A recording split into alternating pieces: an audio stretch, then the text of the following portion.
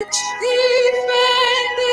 thee shall be a dignation.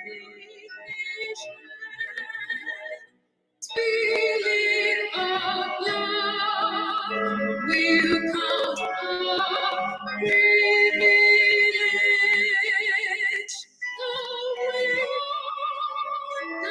The which emboldens the free shall always be of you.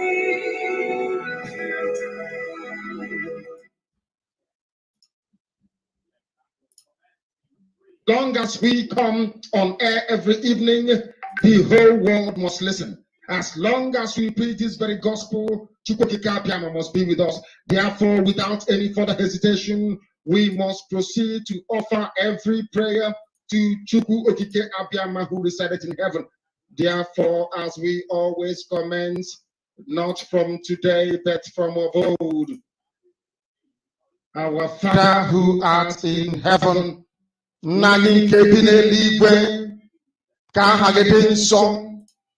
that your name may be hallowed by men, that we may bow at the mention of it, that we may offer every glory unto thee, that we may offer you every adoration and adulation, because there is none like thee. You fight our battles for us. Every blessed day you demonstrate through your kindness and your everlasting mercy that you are our Lord, our God, and our Creator.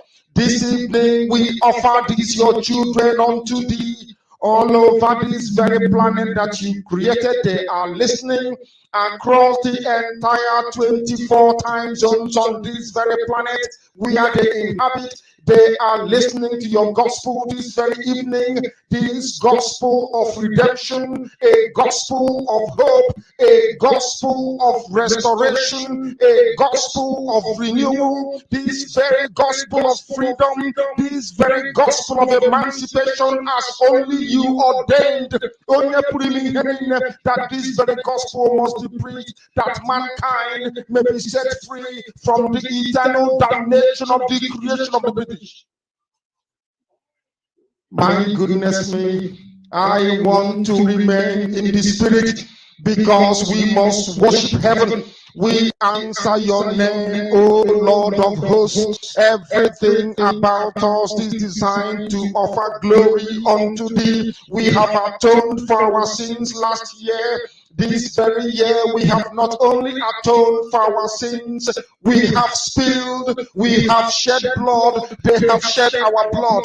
We have let our sacrifice be made unto thee. Even on the 30th of August, as we are being felled by the bullets of the enemy, by the workers of iniquity and of darkness, we remain very strong today to beckon upon thee, to ask you for your mercy and for your grace, to ensure that your kingdom is restored upon the face of the earth, that you can bring your healing hand to bear upon the life of those of them that you created for one singular purpose, and that purpose alone, which is to worship you in truth and in every honesty. Is there any way that we have erred? Is there any way that our ancestors may have sinned? We confess before a congregation of the whole of humanity to ask you, O Lord of hosts, to have mercy upon us.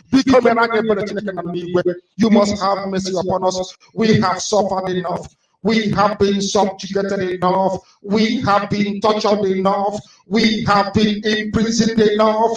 We did not do these people anything. Our only crime is to answer your name. Our only crime is to be born your children. Our only crime is to excel at everything that we place our hands into. Our only crime is to exhibit your glory and your blessing, which manifestedly is upon our lives every blessed day. That is why they want to kill us.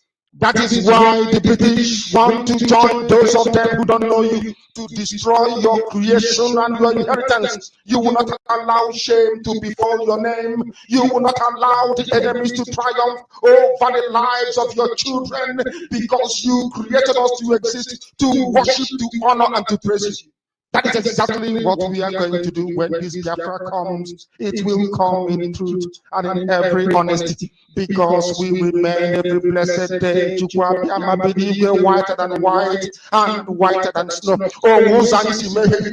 Is there any way that we have sinned that you cannot forgive us our trespasses, to enable us to fulfill your own word, which was spoken thousands of years ago, that instead of what you promised not to come to pass, that heaven and earth will cease to exist. You opened your mouth to bless mankind to the coming of Yahweh Yeshua, who came here and said, let your kingdom come on earth as it is in heaven.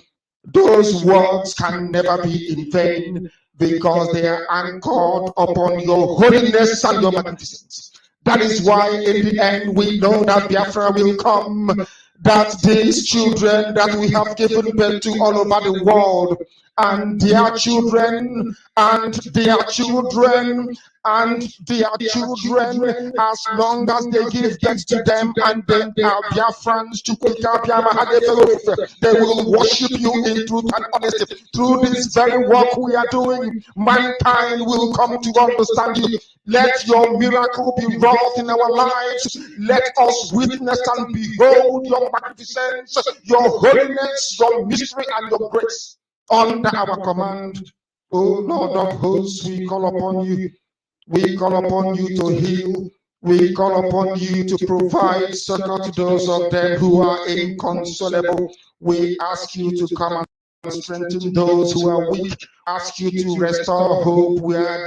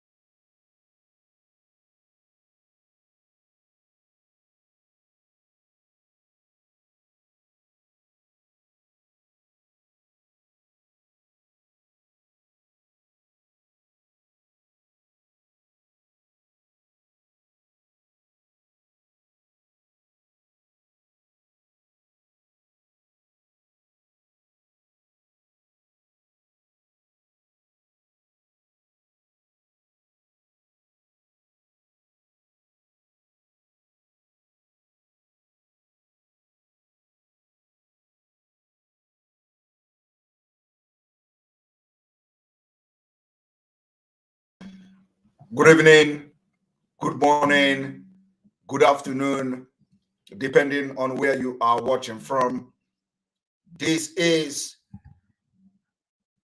the Liberation broadcast of the 1st of March 2022. This is the Biafra Liberation broadcast. And the new dawn in this Biafra movement begin today, where the auto-piloted IPOB and the Biafra restoration have taken a new dimension.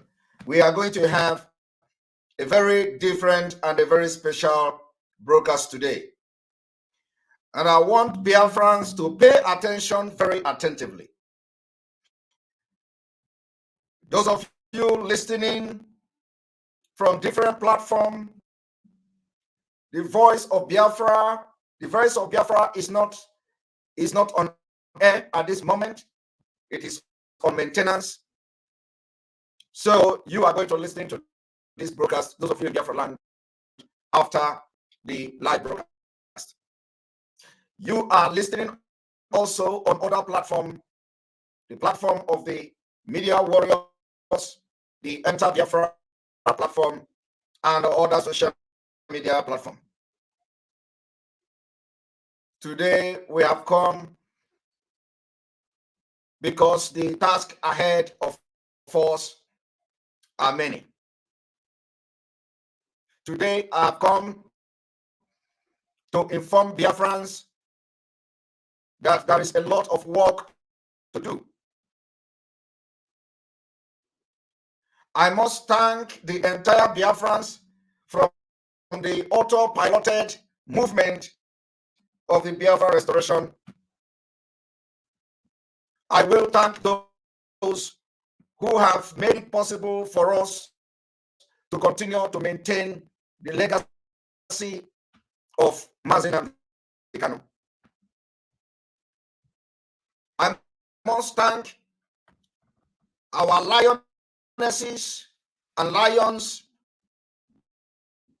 I must thank those who have given their selfless service, time, resources to make sure that the Biafra restoration will not be destroyed by those who only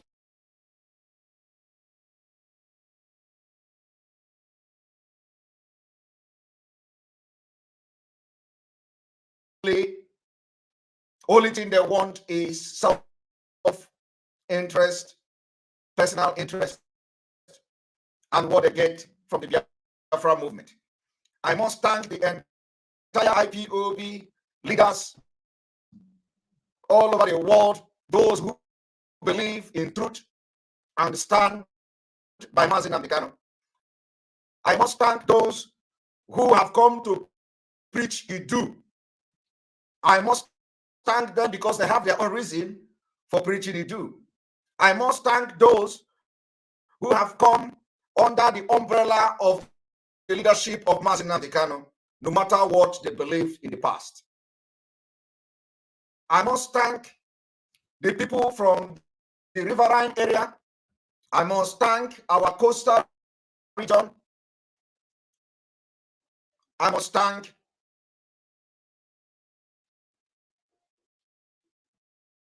everyone who have made this movement very, very possible. Today is a day to remember.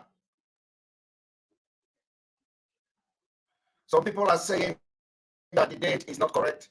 If the date is not correct, it will be corrected at the end of the broadcast. Okay? According to my date, I believe that this is still the first day of March 2022. So if the date is not correct, it will be corrected. I must thank those who have agitated for disintegration of Nigeria in their different ways. I must thank those whom those evil people within this movement have chased out, whether those who have not actually committed anything and those who committed something, but they have something to offer. Your input in the past has brought us to this particular moment today. Your input in the past has brought us to this particular moment today. And we must thank you for that. I want to, before going further to address Biafrans today, I want to make a very good explanation and clarification for people to understand. I will not like people to come to my private messages, my email, my message, and start talking against those who are agitating for their freedom with the name of Idu. I will not entertain any distraction. I will not entertain anybody coming to me to tell me that Nelly Ofebu should stop talking about Idu. I will not entertain that. And I'm going to explain to Biafrans the reason why I will not entertain that. Because sometimes people do mistake out of lack of information. I am not going to explain what is Idu. I am not going to explain the position of Mazi Nnamdi Kanu or Idu because he is not here with us. But Simon Ekpa will continue and continue to push for the restoration of Biafra and will be ready to work with anybody that I've been working with. Those who are more pure and genuine than those coming to my email, to my inbox, and preach to me about Nelly or against Nelly Ofebu. I want to tell you one thing. Nelly Ofebu started preaching Idu because, according to her, she received a message that only Idu will free Mazi Nnamdi Kanu. And because of her love for Mazi Nnamdi Kanu and the freedom, she started preaching Idu. It was a message she received. And if you are against her for preaching a message she received and hoping that that message, if she preach it, will contribute in releasing and freeing Mazi Nnamdi Kanu and heal a lot of calamities that have been committed in Biafra land. If you think you have problem with that, do not listen to her. It is just like a prophet. A prophet tell you that I received message from God for you to do dry fasting for 7 days. And then you come to tell people that why should you do dry fasting for 7 days? So if Nelly is preaching Idu, because according to her, Idu is going to restore peace and will contribute in freeing Mazi Nnamdi Kanu. It's spiritual. Allow her to do that. Allow her to do that, and she will do it on this platform. I don't have problem with that. If you don't want to listen to that, you don't listen to Nelly. And this particular reason and this explanation and clarification Nelly Ofebu gave, I am very, very contented with it. I am very, very happy with it. I don't have any problem with that. So do not come to my inbox. Do not come to my private message. Do not come to me to preach against me or against Nelly coming to my platform and talk about Idu. I just have to make this clarification today because she specifically made it clear that it is the message she received that Idu will contribute in releasing Mazi Nnamdi Kanu. Inasmuch as I am not preaching Idu, I can't stop her, and you cannot compel me to stop her. If you do not reason the way I am reasoning, there is nothing I can do about it to help you. But I have said it, no amount of propaganda and blackmail will stop me and will stop her from working together for the restoration of Biafra and for the freedom of Mazi Nnamdi Kanu. This is a message I want to pass to people today, and I do not want to discuss about this Idu again. Listen to the preaching I am giving you. Listen to the voice of the gods that will be coming from this platform and on the radio Voice of Biafra, and it shall be well with us.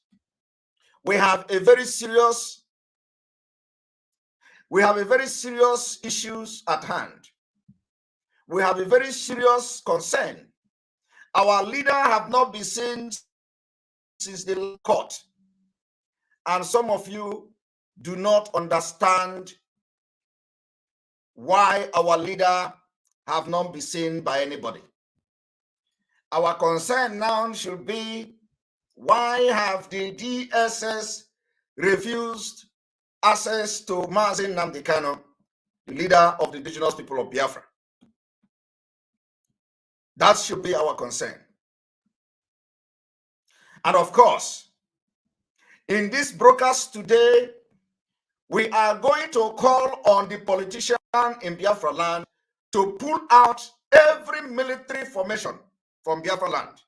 We do not want to see military anymore gallivanting and killing people in our villages, in our communities.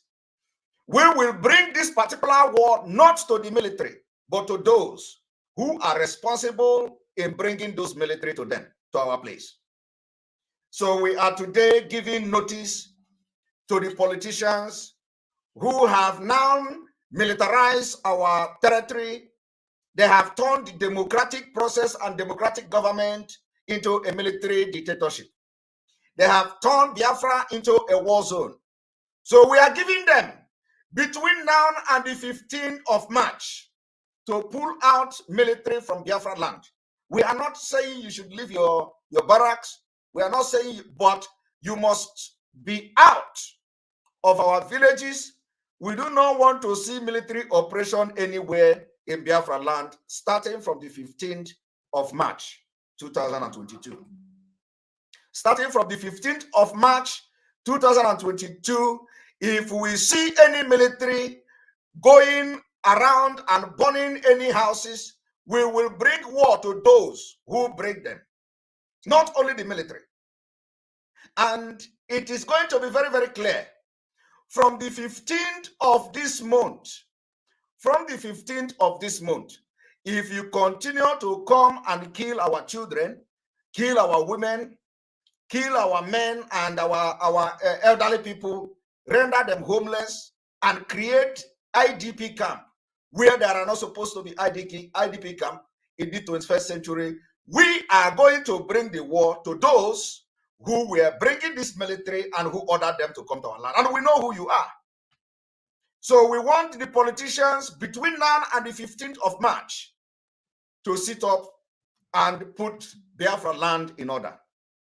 We don't want to see any kind of chaos anymore in Biafra, except that you want the war to continue in Biafra land after the 15th of this month, and there is no concrete arrangement to pull the military out of our land.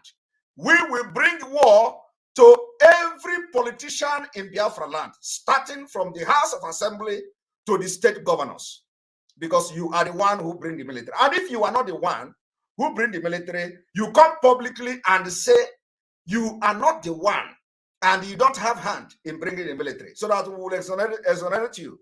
So we are calling on the governors, we are calling on House of Assembly members, we are calling on those state executives to come openly before the 15th of March to either exonerate themselves or take responsibility like Hope Uzodinma, because Hope Uzodinma have come publicly to say he is the one bringing military to kill our people. So his own is that he has made it very clear, and we know how to get to him at the end of the day when the time comes. So we are saying that we are giving the politician and the political leaders of the Southeast between now and the 15th of March to pull military out of Biafra land. Otherwise, we are not just going to take this war to them, we will start from them. Because when you want to solve problem, you go to the root. We don't go to up and solve it from down. So we are going to start from them who are in the position and they are using their power and their political position to bring military to kill those who elected them. From the 15th of this month, we will close the door. We will close the door But if between now and the 15th of March, there is any sign of responsibility from the leaders in the Southeast, that will be open for us to cool down. Apart from that, we will call entire Biafrans to begin to compile lists of those who are responsible in bringing military to our land to kill our women and children. And we are going to answer this case when the time comes at the ICC. And they will tell us why it's so important that the land of the southeast of Nigeria called Biafra is under siege. By military, armored tanks, and what have you. You are going to tell that to the ICC in due time, because we will compel you. We will compel the ICC to come. We will compel the United Nations to come. We are going to compel the international community to remember you. That is the announcement one. Number two, we know that in Akwa Ibom State, Governor Ayade is preparing to set up a camp, a fake camp of the Eastern Security Network. If you are part of those who they are going to use with those that I don't want to mention their name again, because I said after yesterday, I will not mention the criminals in the leadership, and I will not mention them. But we have gotten the intel that they are planning setting up some fake camp in Akwa Ibom State. If you are part of those who they have deceived or who they are going to deceive to come to Akwa Ibom State and set up a camp to fight against Eastern Security Network, you will have yourself to regret. You will have yourself to blame. We also have intel that today, Ayade and those who are responsible in recruiting you have shared rice to you. They have shared money to you. And if you know anybody from Akwa Ibom State, inform them that any camp that is being set up to fight against Eastern Security Network, that place will be a dead zone. We want to also make it very clear that Mazi Nnamdi Kanu must be released unconditionally, for he has committed no crime. Mazi Nnamdi Kanu must be released unconditionally. He committed no crime. All he does and he did was to agitate for the freedom of Biafra people. And Biafra people gave him mandate. That's why when he talk, they listen. And to this effect of releasing Mazi Nnamdi Kanu unconditionally, and of course, Biafra prisoners that the Nigeria government are holding in different correctional centers unjustly. To this effect, and for this reason, starting from this week, I am calling on Biafrans to begin the enforcement of the economic sanction. Economic sanction. I am calling on Biafrans to start the enforcement of economic sanction starting from this week. The economic sanction against internally generated revenue, the economic sanction against all revenue, any revenue at all, because you cannot be killing our people and extorting money from them. You can't create anarchy in our land and you at the same time you make money from them. You cannot be killing our women and at the same time you extort money from them. The jihad that is being committed in Biafra land using the state actors must stop. So, and we know that it is not going to stop until something extraordinary is done. We know that these killings and the ethnic cleansing of Biafra people will not stop until we show them that we are crazy. We know that these particular killings being sponsored by Nigeria government, silent killing, silent annihilation of Biafra people will not stop until we show the politicians how crazy we are. And we are going to show them how crazy we are. And for that reason, I am calling on all Biafran that starting from this week, we want to see the enforcement of economic sanction. Economic sanction must be enforced in Biafra land. The tax and the revenue collectors must be put on notice with immediate effect, starting from this week. The next thing we are going to discuss is also the reason why Mazi Nnamdi Kanu have not been granted access. And like we are saying, like we have said it, and we have said it several times, every activities and actions that Biafrans are going to take going forward have nothing to do, absolutely nothing to do with Mazi Nnamdi Kanu. Absolutely nothing. You all listened and watched what transpired in the court, the last court of Mazi Nnamdi Kanu. I analyzed how the brother Emmanuel Kanu was disturbing, spying the legal team. And I believe that the exact word the senior advocate of Nigeria, well-respected Ozekome, used on Emmanuel Kanu was stop stalking us. Stop stalking. You are stalking me. You are stalking us. Mean that Emmanuel Kanu was just being a spy. And I want to give advice. If I am wrong, our leader will correct it at the end of the day. But for now, I don't think I am wrong. I want to advise our legal team. I want to give our legal team a word of advice. And I know that Barrister Ejiofor is a very smart and a brainy man. And now join with Ezekome. I want to advise our legal team. And the advice goes like this.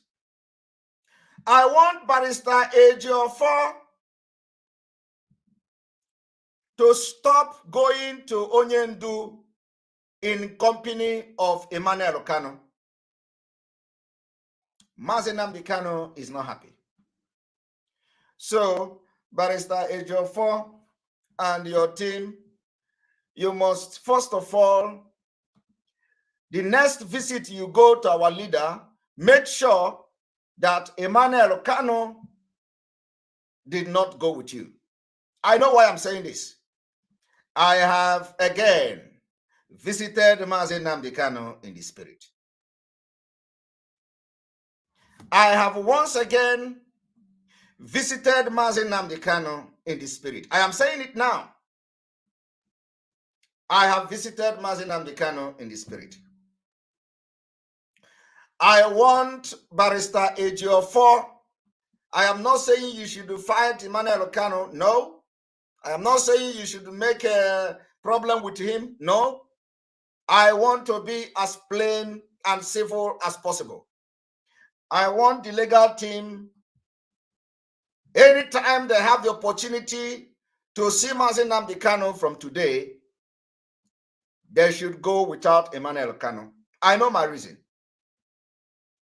And they can, Mazi Nnamdi Kanu can never say, I don't want to see Emmanuel Kanu. Never. He can never say that.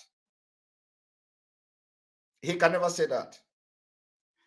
But they should now go to see Mazi Nnamdi Kanu alone.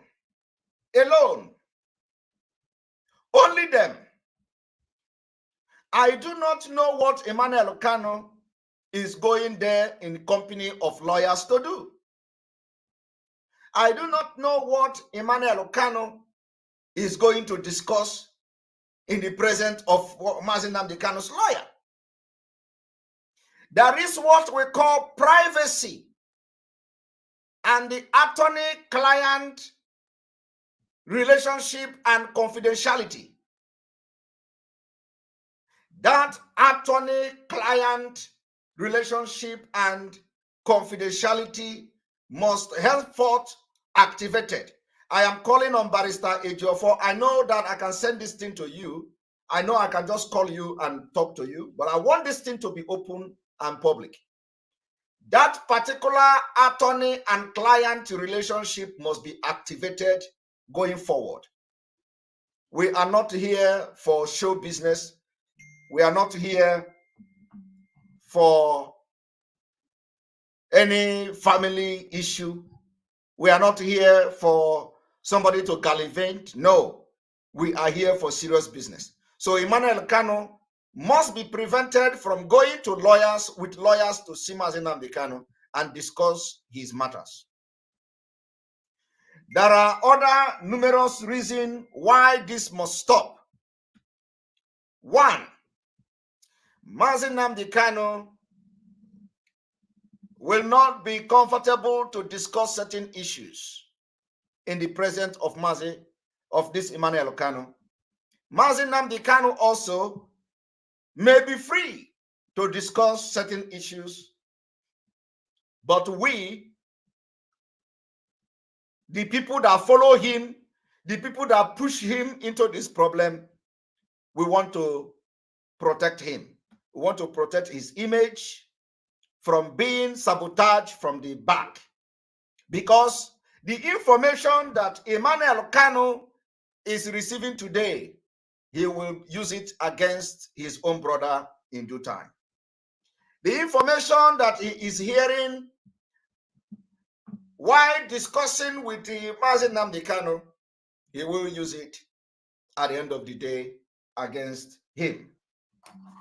So for that reason and other numerous reasons, I am moving a motion for the next visit of Barrister Ejiofor and the legal team, including Aloy Ejimako. I know that Aloy Ejimako is working very closely with Kanu Kanu. I am very, very much aware that in the legal team, there has been issues as well. Yes. So Aloy Ejimako must make sure he maintains the confidentiality, the attorney-client relationship, and secrecy.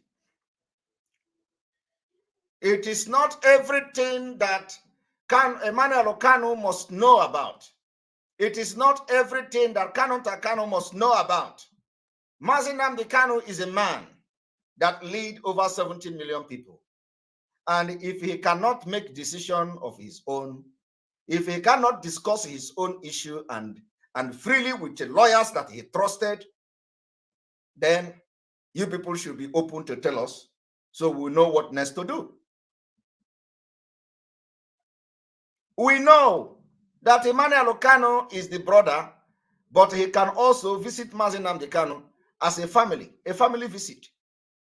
So if there is no room for family visit, I am calling on Barrister Ejiofor to make application to court and separately apply for Mazi Nnamdi Kanu to have some kind of opportunity or possibility for family visit.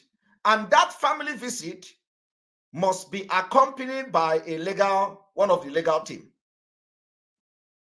Yes, I know why I'm saying that. So there must be a room for the legal team to visit Mazi Nnamdi Kanu, and then another opportunity for the family members to visit in company of one of the legal team, because the legal team being present is very, very important, no matter who is going there. This is a suggestion that I am doing in good faith without bias. This is a suggestion that I am doing and bringing to the table in good faith without anything attached, without no string attached to it. And I hope that Barrister Ejiofor have the best interest of Mazi Nnamdi Kanu at heart. I also hope and believe that our senior advocate of Nigeria will consider this particular plea I am making this evening, considering what transpired in the court last time. And let me also tell Biafrans today that, remember, it was after that court, Mazi Nnamdi Kanu have not seen the legal team. So I want everybody to think about it. They have gone the first time, they didn't see Mazi Nnamdi Kanu. The second time, they didn't see Mazi Nnamdi Kanu. The third time, they didn't see Mazi Nnamdi Kanu. The fourth time, they didn't see Mazi Nnamdi Kanu. What does that tell you? It tells you that everything is not all right. And let me also inform you that according to Barrister Ejiofor update yesterday said that Mazi Nnamdi Kanu is protesting or was protesting the previous 3 visitations that the DSS did not allow them.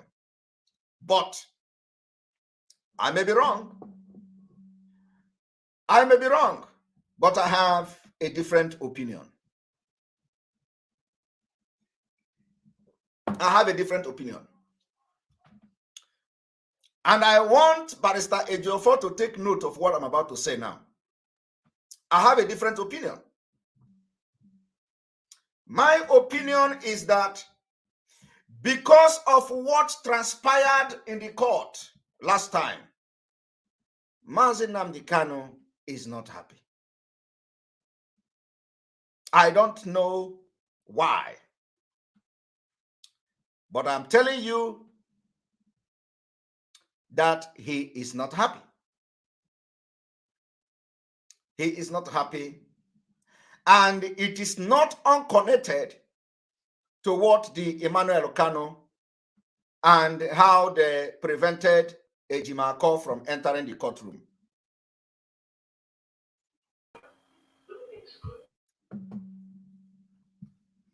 I am very serious. Mazi Nnamdi Kanu is not happy. And so, at the end of the day, it may be that actually Mazi Nnamdi Kanu is protesting the first visit, and he protests the second visit. He protests also the third visit, and he protested the fourth visit. I am telling you. And if actually Mazi Nnamdi Kanu is protesting the fourth visit, believe me, he will protest the fifth visit. I am very serious. I am very, very serious. You see this coming Thursday. Oh, today is Thursday, right? Today is what? Okay. This coming Thursday should be another visit. Do not be surprised if Mazi Nnamdi Kanu protests again this Thursday. Do not be surprised, because it is possible. I want to read the update of our wonderful legal team yesterday so that you all understand what is going on. I want to read that particular update, and I will read it from the screen. One moment.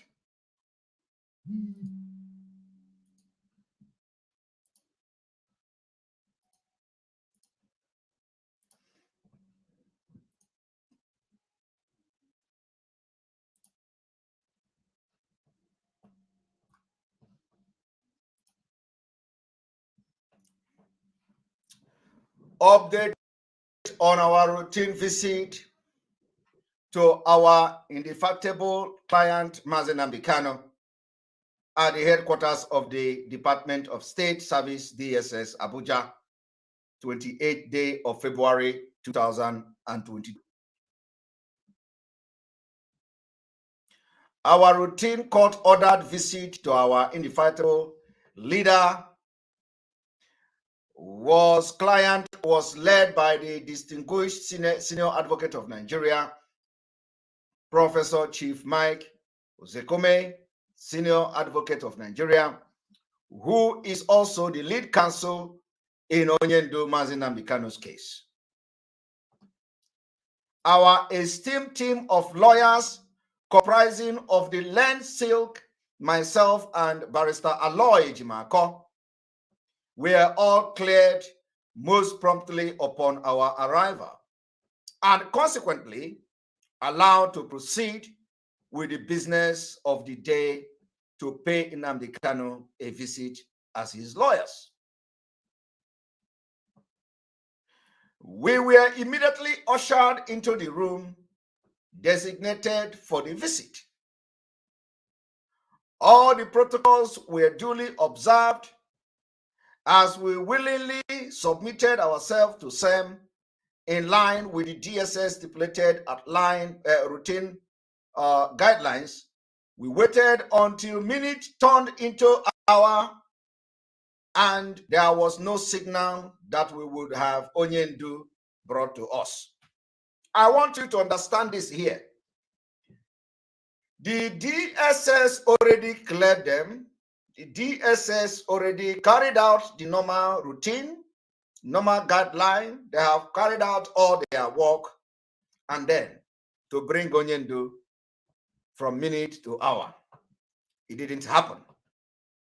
Consequently, the erudite Silk leading our team raised alarm and demanded to have the attention of the DSS superior for explanation on why a court-ordered visit, which ordinarily should not extend beyond 2 hours, was taking almost an hour, almost 1.5 hour waiting time, with no hope of meeting with Onyendu.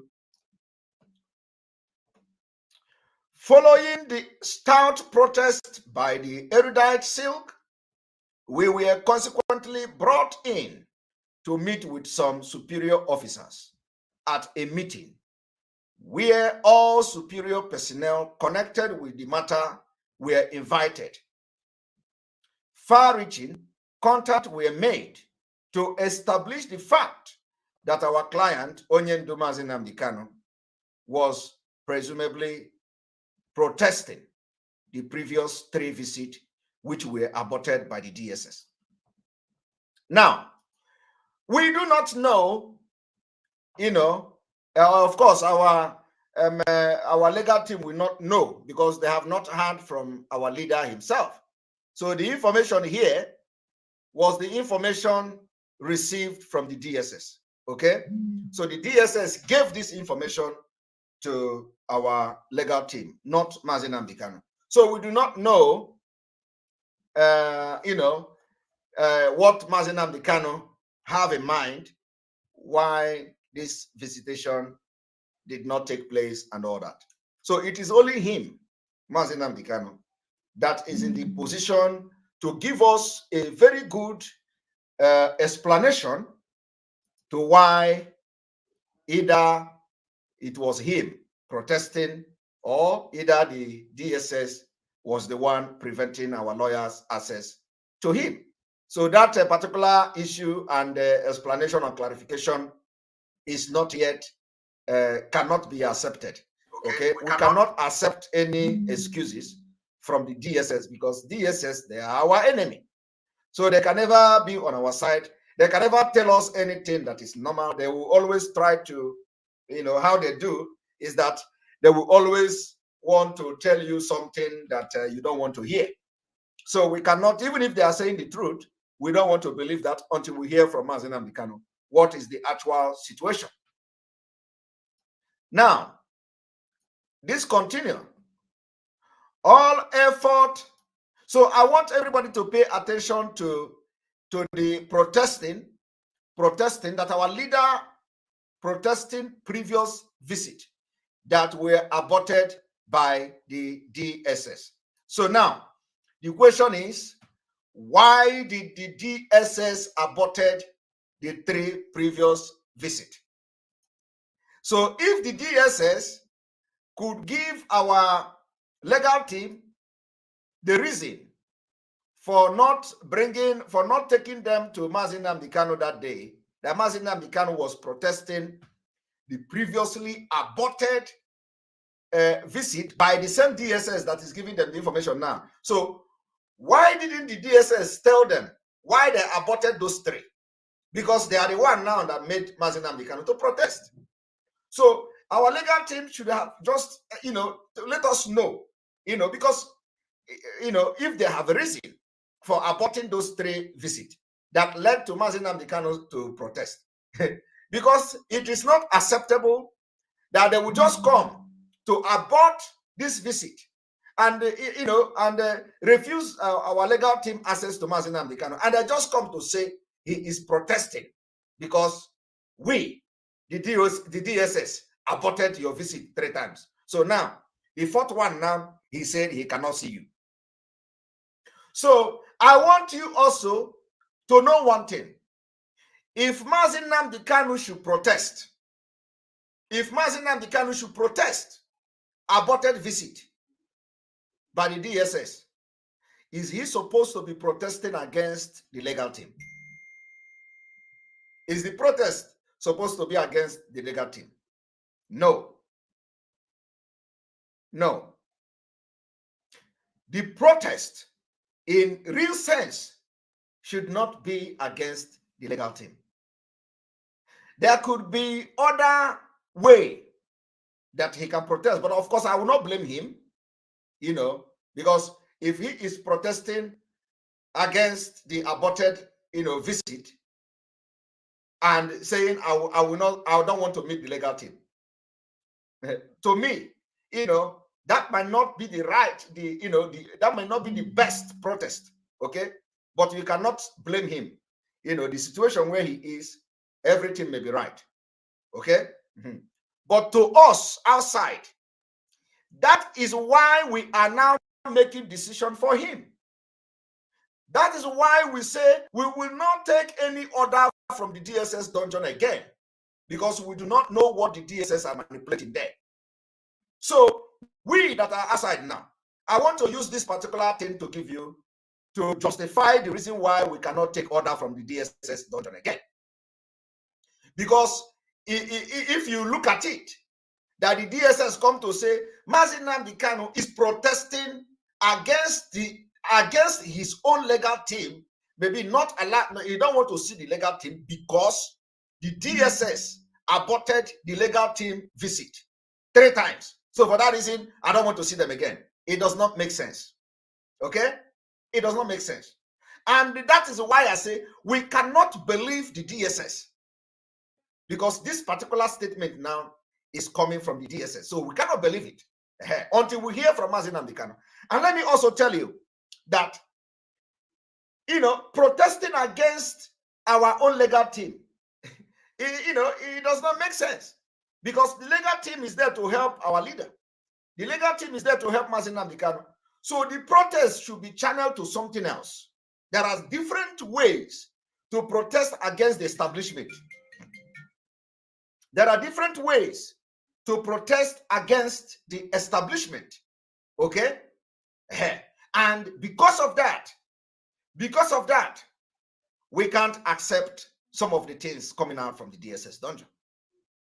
Because you are going to use this one now to give yourself example. That Mazi Nnamdi Kanu, DSS told our lawyers that Mazi Nnamdi Kanu is protesting the aborted 3 visit that then the DSS aborted. So for that reason, he said he don't want to see the legal team. So Mazi Nnamdi Kanu would have seen the legal team, and then they can plan. These people prevented you people from coming here 3 times. So what can I do to, I want to protest. I want to protest. Even though the place is bugged, everybody is hearing. I want to protest. then there could be so many ways to protest, not preventing and denying your own legal team access to you, where you are going to be discussing your case, where you are going to be discussing how to bring you out, where you are going to be discussing everything about your case. So you see that it does not make sense, okay? And we cannot believe the DSS. Now let us read.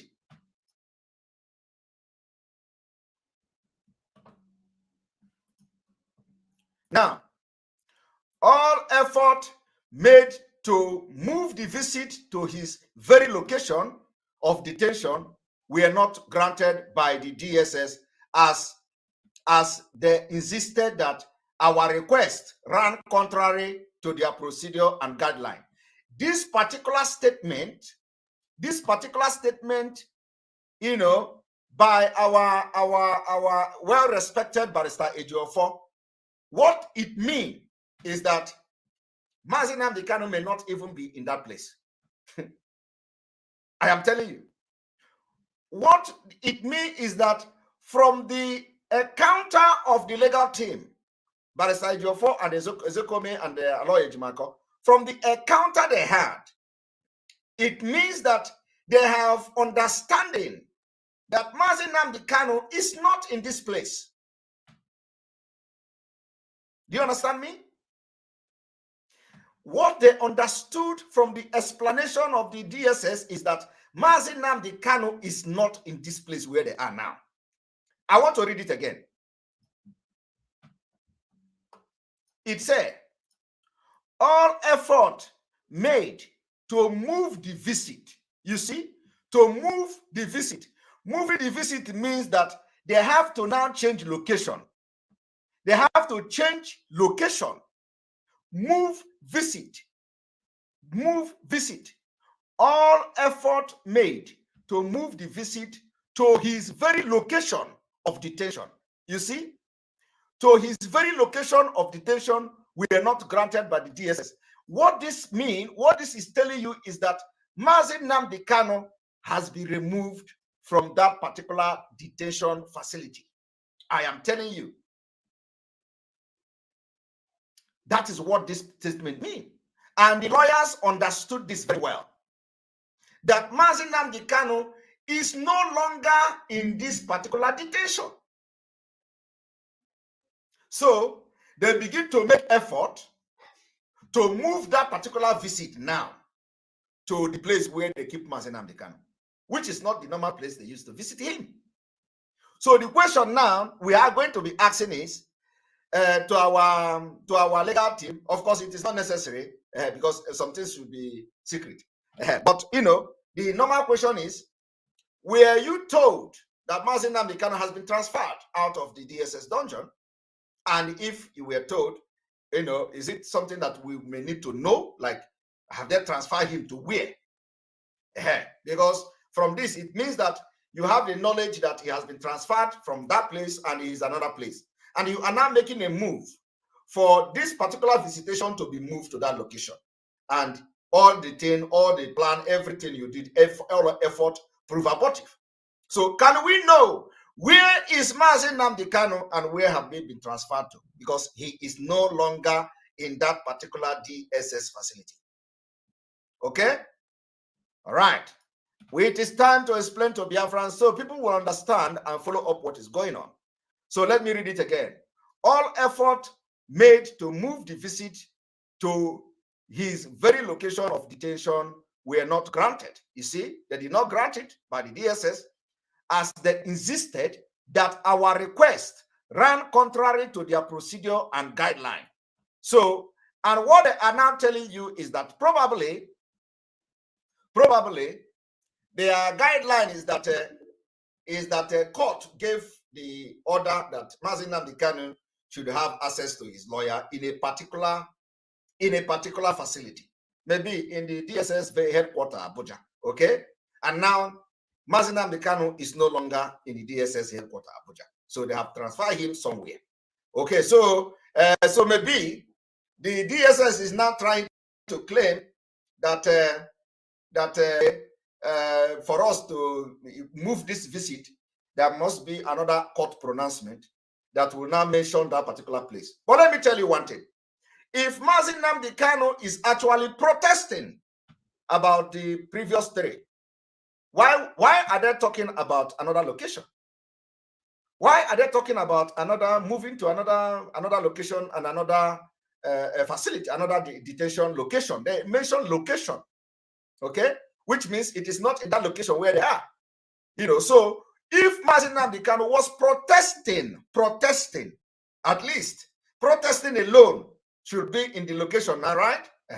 Because it is not only protesting. So there is two issues now, two conflicting issues. One is that they claim that Mazi Nnamdi Kanu was protesting. Two is that they have come to understand that Mazi Nnamdi Kanu was not in that location when they went there. So now they are now pushing for them to move their visitation to that location where he is. And that was not possible. So there is two issues here. One, protesting. Two is location have changed. Change of location, change of detention is what we have noticed in this particular report. Let us move further. Effort is presently being intensified to pacify Onyendu to have one-on-one discussion with his legal team. You see, so what this particular statement is telling you is that, you know, effort is being made to even, this particular statement can also be interpreted that they are trying to tell Onyendu, come and have discussion with us. Do you understand what that means? It means that they are, they are trying to tell Onyendu, like approaching Onyendu, like, to please, we need to have discussion with you. We need to have, we need to have discussion with you. Not like the not like the DSS, you have to give us access to Onyendu. I want you to understand, what is going on here. That is too, so the statement is suggesting that Onyendu, we want to have discussion, one-on-one discussion with you. Not like DSS, you must let us see our Onyendu, or you must let us see our client. So only, only them know what happened there, but we, the human being, our own is to just begin to crack our brain as this thing is happening, okay? Now let us read. Then they continue, all effort is presently being intensified to pacify Onyendu, to pacify Onyendu, to have one-on-one discussion with his legal team. You see, to pacify Onyendu, you see, so it means that they are making every effort to let Onyendu to have one-on-one discussion with them. And this should be a very, very serious concern to every genuine Biafran who are spiritually inclined. Why would Onyendu don't want to see the legal team? Why? Something is wrong. And that thing that is wrong is not very far from Emmanuel Okano. I am very serious. It's not very far from that guy. It is not very far. So everything now is that I know. Some of you don't know Mazi Nnamdi. You have been with Mazi Nnamdi Kanu for many years. Okay? You don't know him. Some of us will come yesterday, we know him. Okay? So it is now that they are pleading with Mazi Nnamdi Kanu to give them the opportunity to have discussion with his own legal team. Something is wrong. Something is wrong.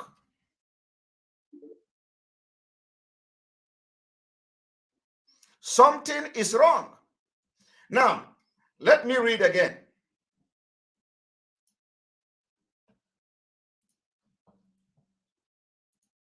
Effort is presently being intensified to pacify Onyendu to have one-on-one discussion with his legal team to enable us brief him on legal steps we may be compelled to take and measures to be adopted to assure him that there are legal consequences for flagrant violation of court order by the DSS.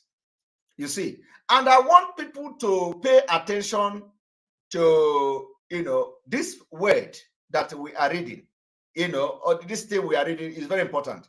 If you pay attention, you will understand that every time we are only addressing violation of court order, we discuss with, violation of court order. This is a gimmick the DSS and the Nigeria Fulani State are playing. Every time they play this gimmick, and when Onyendu have opportunity, they will only discuss, among other things, the violation of court order. It has become the major part of discussion in this particular case. Violation of court order, not the discussion of how Onyendu will be released from the court. Not major part. Discussion of how to floor the entire frivolous charges against Onyendu. The DSS is playing this card very well, and we must stop them from playing it. We must stop them. We must stop them with everything available from playing that card of violating the court order. And whenever they have opportunity to miss President Nnamdi Kanu, and whenever they have the opportunity to give us brief, there must be court violation. DSS will discuss about the DSS court violation. DSS violating court order. DSS, every time, every day, the DSS will continue to violate court order, and they will continue to discuss about it to Onyendu. They will continue to discuss about it to media, because it is the topic. It is the topic the DSS want to give them. Every court order is violated. Every single court order is violated. So how are we now going to be sure that Mazi Nnamdi Kanu will be given justice in this criminal court of Nigeria and the Fulani control court? Because even the DSS, they violate court order. They have no regard to court order. They have no regard to court order. And may I inform Biafrans that we have 15,000 people watching live and direct in 1 hour, 12 minutes. That is the spirit of Biafra. The spirit has risen. The spirit of the liberation of Biafra is awake. And Biafra people are going to march. I want to make correction. We are not marching physically anywhere in Biafra land. We are not making any protest anywhere in Biafra land. But Biafrans have risen. And everybody will be alive to witness the earthquake, and the hungry for freedom of Biafra people. This is not 1967 or 1970. We have now embraced civilization, and we are living in a modern world. It is time for lesser talk and more action. I want to continue to read this to you so you understand.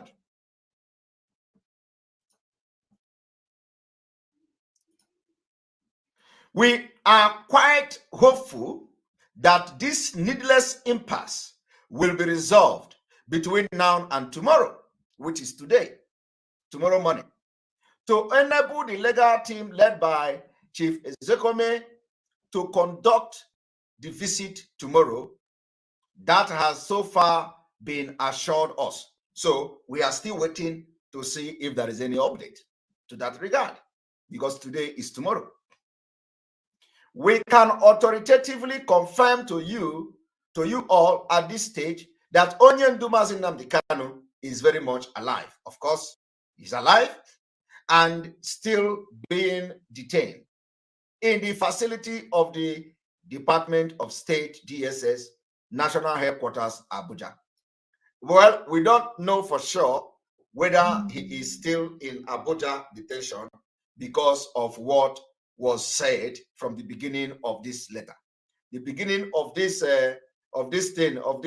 report made very clear that he is no longer in that particular location. So, because the location, for example, here,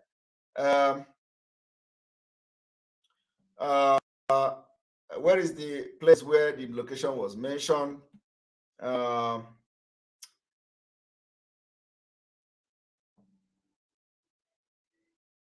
All right. Anyway, I don't need to go back and start reading it. But anyway, so it means that the location of the detention have changed. But of course, if they bring him back to that headquarter, then that's a different. If they bring him back there today, is a different thing. But the location have changed. We shall continue to keep you updated on matters connected with this visit to our identifiable client, Onyendu Nnamdi Kanu, and any other compelling attendance concerned thereto. So I am asking Barrister Ejiofor, our own Barrister Ejiofor, to make sure that, like I said before, I am not, I am not saying that it should make problem with Emmanuel. No, what I'm saying is that going forward, they must keep Emmanuel Kanu in the dark. Okay, Emmanuel Kanu must be put in the dark. You see, it is not taking him to see Onyendu is not. It's not. In fact, even us, if that is the case, keep us in the dark. Okay, keep us in the dark and let Onyendu have the best legal representation and have his privacy, secrecy, everything intact. Let it, if don't, it is better that you come tell us you meet Onyendu today, everything is fine. Let us, let us be fine. And if it is time for family visit, somebody can go with Onyendu to visit with Emmanuel Kanu to visit Onyendu. Very, very important. Very, very important. Very, very, very, very important. And of course, this is what we are going to present to you today. And our men on ground,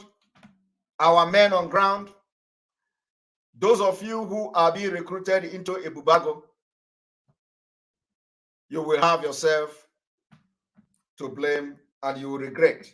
You will regret. Yeah, we don't even believe that anybody from Biafra land is in Ebubago anyway. But I would like to play this particular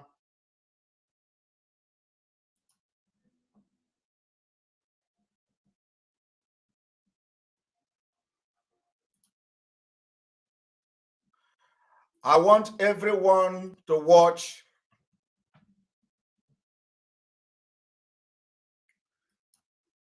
this.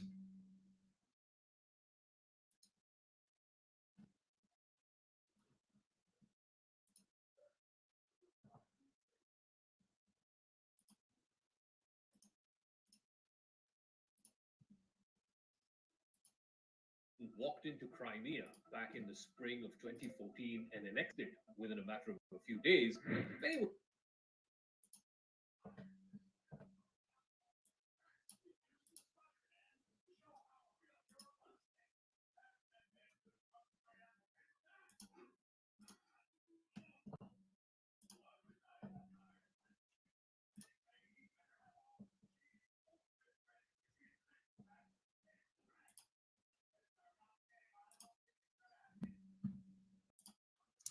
I want to show entire Biafrans what we are not going to tolerate in Biafra land. We are not going to tolerate those of you that are being recruited from Biafra land into Ebubago to kill our people, and you collect 15,000 or 30,000 naira just for you to sabotage the freedom of Biafra people. I want you to listen to this. If any of your brother, any of your relative is a member of Ebubago, know that his days are numbered. I want you to listen and watch this. You see how those things is what you're about to watch here is exactly what they have copied, and that is what they are doing in our land. I want you people to watch. Putin walked into Crimea back in the spring of 2014 and annexed it within a matter of a few days, many were left wondering, how exactly did he do it? How did the Ukrainian army, which is not a bad force, how did they not even put up a resistance? How was Putin's army able to so quickly run through Crimea? And the answer was that Putin and his army had already won the battle even before the troops crossed the border. Putin had won the battle from within Crimea. There were numerous insurgent or rebel groups in Crimea who owe allegiance to the Kremlin, Russian speakers largely, and they were the ones who defeated the Ukrainian army from within. So much so that Vladimir Putin's troops only had to play a supporting role. That is exactly what the Zoo Fulani terrorists are doing today, and some of you are foolishly following them. They came with any place you see that they are attacking today, they come there with a bubago. They come with few, because they don't have no men anymore. They don't have men. They come there with a armor tank and and then the rest will be a bubago. Where does the bubago people come from? We don't know, but we know that some of them are from Biafra land. So what they do, they use you. They use you. They use you to do bullet shell. They use you, the bubago, to do bullet shell. That's what they do. They use you to fight within. They use you. That is exactly what they have done to Mazi Nnamdi Kanu for many years. Some of them in the leadership were planted. Those who were not planted, they converted during the time when they see money. When they see money, those who have sold their conscience, when they see money, they converted. When they see some of them did not even see money. Some of them they see only favor. Some of them they did not even see favor. Some of them they were promised something. Some of them nobody even promised them. Some of them have hope for something, and they betray Mazi Nnamdi Kanu. So they did what? They put people within the IPOB movement, and today these are the people we've defeated. I want you to watch this. Crimea. And the answer was that Putin and his army had already won the battle even before the troops crossed the border. Putin had won the battle from within Crimea. There were numerous insurgent or rebel groups in Crimea who owe allegiance to the Kremlin, Russian speakers largely, and they were the ones who defeated the Ukrainian army from within. So much so that Vladimir Putin's troops only had to play a supporting role. Supporting role. Work was already done from within. The supporting role is what the terrorist Nigeria is doing. Was a gentleman named Igor Girkin. Girkin was a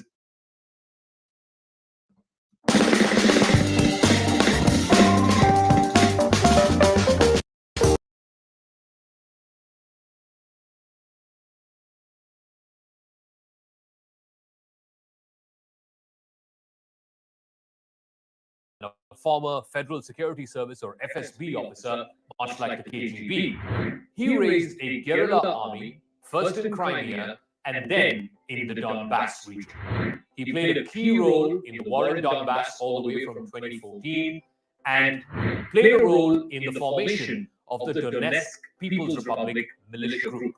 Now, this was a playbook that Vladimir Putin in Crimea, in Donbass, and much earlier than that, both in Chechnya and in Georgia, this was a playbook that Vladimir Putin had used and very successfully. Now, he's replicating that template in Donbass, in Ukraine. And it is these guerrilla groups, the likes of which were led by Igor Girkin, they are Vladimir Putin's secret army who will help him defeat the almighty NATO and the United States, and that too, without firing a single shot.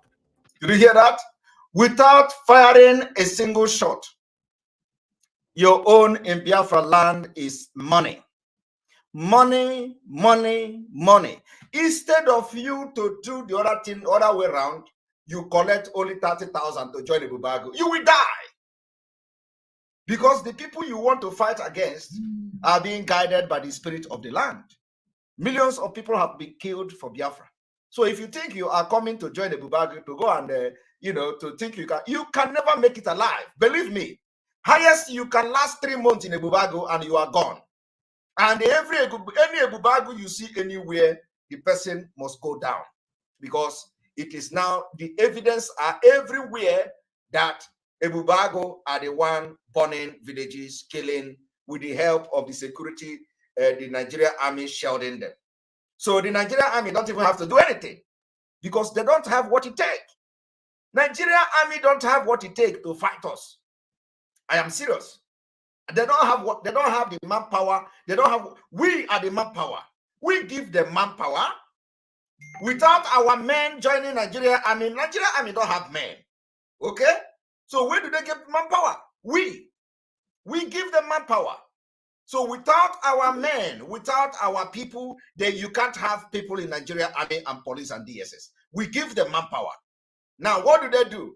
Upon all the manpower we give them, it is not enough. What do? They come to our land, use the governors and politicians to recruit our own young men who don't know nothing to join the Ebubago, and they use them to fight because they can't fight by themselves. They don't have what it takes to fight. So they recruit our men who know nothing to fight against our own freedom.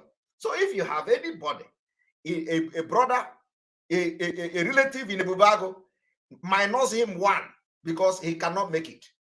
And if they resign from Ebubago, they must leave Southeast. We don't want to see them in anything near our security at all. We don't want to see anybody ex-Ebubago. We don't know if you are resigning, you leave. You leave because you can never repent. You will only repent when Biafra come. We don't need you. Anybody that have entered Ebubago and collected money and you wear a Ebubago uniform one day, we can no longer accept you into our security. So if you are resigning, you leave the Biafra, because if we see you, you are still a threat to us. So I want people to watch how they did it, because these people, when they think they are smart, they copy other people. But what work in other country cannot work in our country. We know how to hold those people, those idiots.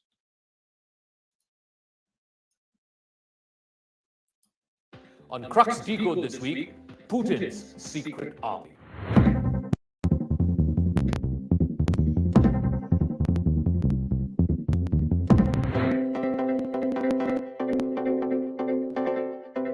Igor Girkin led a group of militants in the siege of Ukraine. This was called the Siege of Sloviansk. This happened in 2014, right after the Battle for Crimea.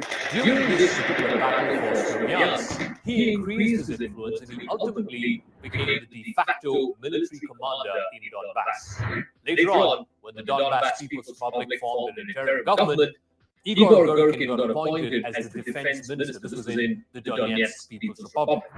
Girkin is a self-described Russian nationalist. He was charged by the Ukrainian authorities with terrorism. He's been sanctioned by the European Union. Back in 2019, Girkin was charged with the murder of more than 280 passengers on board the MH17 flight from Amsterdam to Kuala Lumpur. That was shot down over Ukrainian air. Now has an international arrest warrant against him. Igor Girkin leads the Russian National Movement, a political group whose stated objective is, quote-unquote, uniting the Russian Federation, Ukraine, Belarus, and other Russian lands into a single all-Russian state. Girkin's status as of this moment is uncertain. Many are saying that he was wounded in battle some years ago and has been inactive ever since. There are also other reports which suggest that the Kremlin moved him out after a bit of fallout. People like Igor Girkin represent a cheap but highly effective tactic used by Vladimir Putin to win wars. He's raised similar such guerrilla armies, first in Chechnya, then in Georgia, even in faraway Syria. He's been using this as a copybook template in Ukraine since 2014, since the annexation of Crimea. And even today, even before his troops walk in, look at the events of the last few days. He's created and recognized the Donetsk and Luhansk People's Republics. He has armies of men owing allegiance to the Kremlin, both in Donetsk and in Luhansk, the two biggest cities in Donbass. Now, Ukraine says that these are the insurgents that Putin has raised and supported, and they do not necessarily represent the genuine feelings of the people of Eastern Ukraine. So, what exactly does Russia do? Now, what Putin's playbook entails is that he allows these insurgents, folks like Igor Girkin and others, to do most of the legwork on the ground. What the Russian military does is to provide them support, whether it is air cover, whether it is use long-range missiles, mortar fire, of course, across the border, and most importantly, they also use cyber warfare. Now, in modern-day hybrid warfare, these are game-changing tactics. Now, in response, what has Ukraine been doing? It's not like the Ukrainians have been sitting on their hands either. The Ukrainian side has something called the Azov Special Operations Azov Regiment. This regiment is a far-right extremist group. It originated from the city of Mariupol. This is in the coastal region, the southern part of Ukraine. The first time the Azov fought was in recapturing Mariupol from the pro-Russian separatist forces. This was in June of 2014, right after the Battle for Crimea. Azov initially formed as a volunteer militant group, and then in November of 2014, soon they became adept at fighting Russian forces and their proxies. Azov, eventually, many members of Azov got incorporated into the National Guard of Ukraine. So they became Ukrainian regular troops. Late in 2014, the regiment gained notoriety after major allegations emerged of torture and war crimes, as well as, and this is important, neo-Nazi sympathies.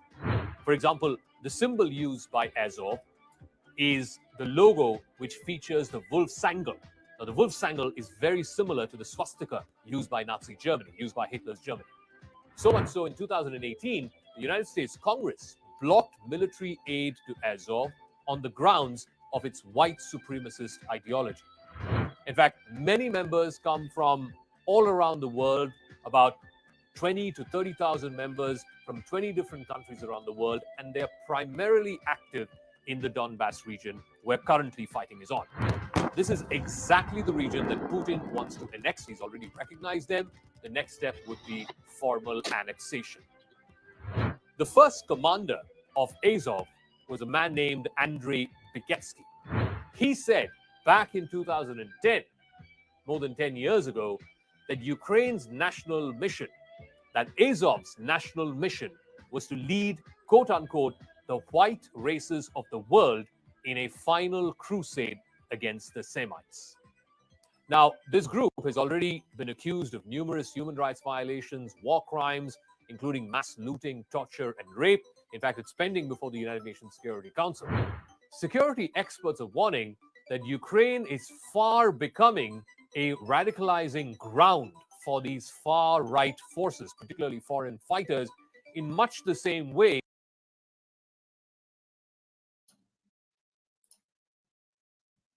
All right. Hello. Hello. What are you doing? Playing game? Playing game. So can you keep me? Come on, say. Kudukime. Oh, the ma. Amen, All right.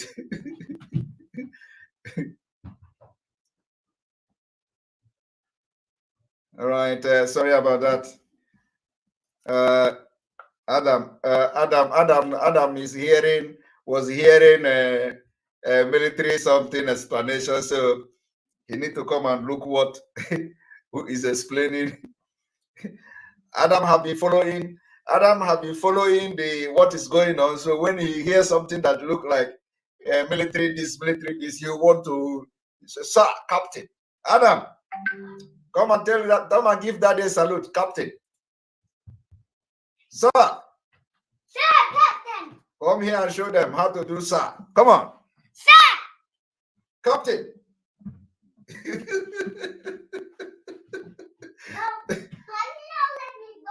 Yeah, you can go. All right. Yes, Adam is always saluting daddy. Captain, sir. All right. Thank you very much for watching. And the message today has been delivered. Okay, somebody said I should refresh. We need to refresh a little bit.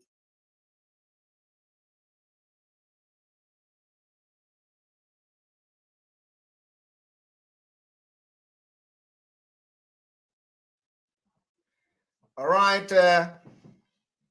We are going to have Biafra people, especially those in Biafra land.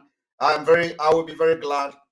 Of course, the radio is on maintenance, so I'll be very glad to have people in Biafra land call a program, and if you have one or two things to say, because now we are moving forward, and I think this program can end in the next in 2 hours. Just immediately 2 hours, we are going to stop, because now we are in a different dimension to this particular movement. So the time for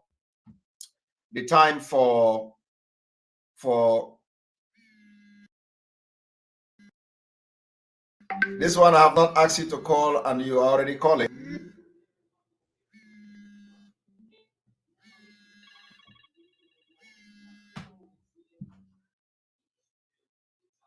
All right. Good evening from here. Good evening from here. I'm calling you from Biafra land. Good evening. Welcome to the Voice of Biafra. I don't know if it is not on air now because of maintenance. So welcome to the program. Yes. I am flowing through YouTube. Okay. Welcome. YouTube. Yes. Mazi Simon Nyako onye iro si na ọ dị Hong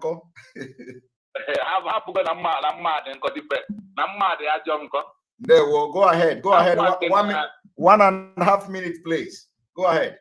No, I have information and I want to throw it on air. So far, I will mention my location. Go ahead. Go ahead. Ihiala local government is under siege as I'm talking to you. Okay. One police station at the station.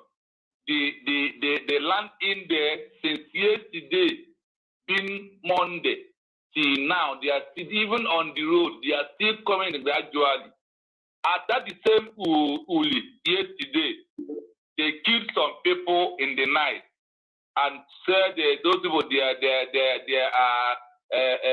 Dibia and the rest of the allegation they label on their name. And early in the morning, they vacated those people out from those areas, and nobody knows exactly those they killed in the night. Only that the blood and people that are around notice what is happening. Around 12 o'clock to 3, there was explosive shooting in Uli yesterday night. Me that is calling you, I want to talk to you when you are not online, because I want to explain myself to you. I've been calling Sima since Sunday. It's not picking. I am calling Biafra Unite. They are not picking. So what is ongoing in Anambra? Anambra is going to turn to be another Imo state. And all the things that happen in Imo state, they have sent it into Anambra state. So people are vacating from Anambra. Moreover, here local, especially Uli.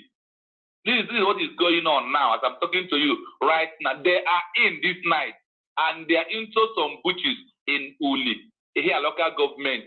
Then they are moving down to also this night as I'm talking to you. So I have some information and why I want to explain myself to you very well for some first information, some first class information on what is happening on the ground, because my location is only where I will not be able to mention, but I am on ground 24 hours of the day.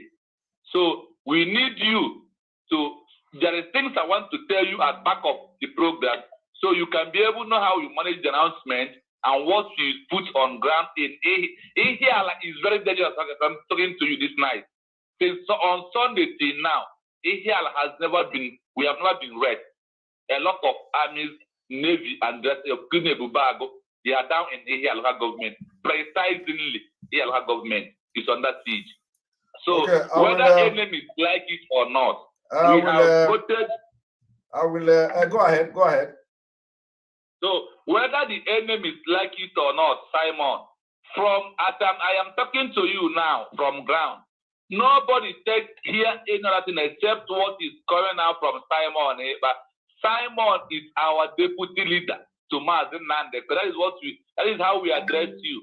As I'm talking to you, maybe it's 8 o'clock. People gathered somewhere where we normally gather, even mothers, to hear you. So that I want to call you. I live I move out from where they are, so I'm able to talk to you without any necessary disturbance. So we are asking you that we are on ground, and we on ground have some men that we are prepared among the 100 people that Mazi is looking. And that is why I said I will call you. Yeah, don't worry. I will give you a call after this program. Okay.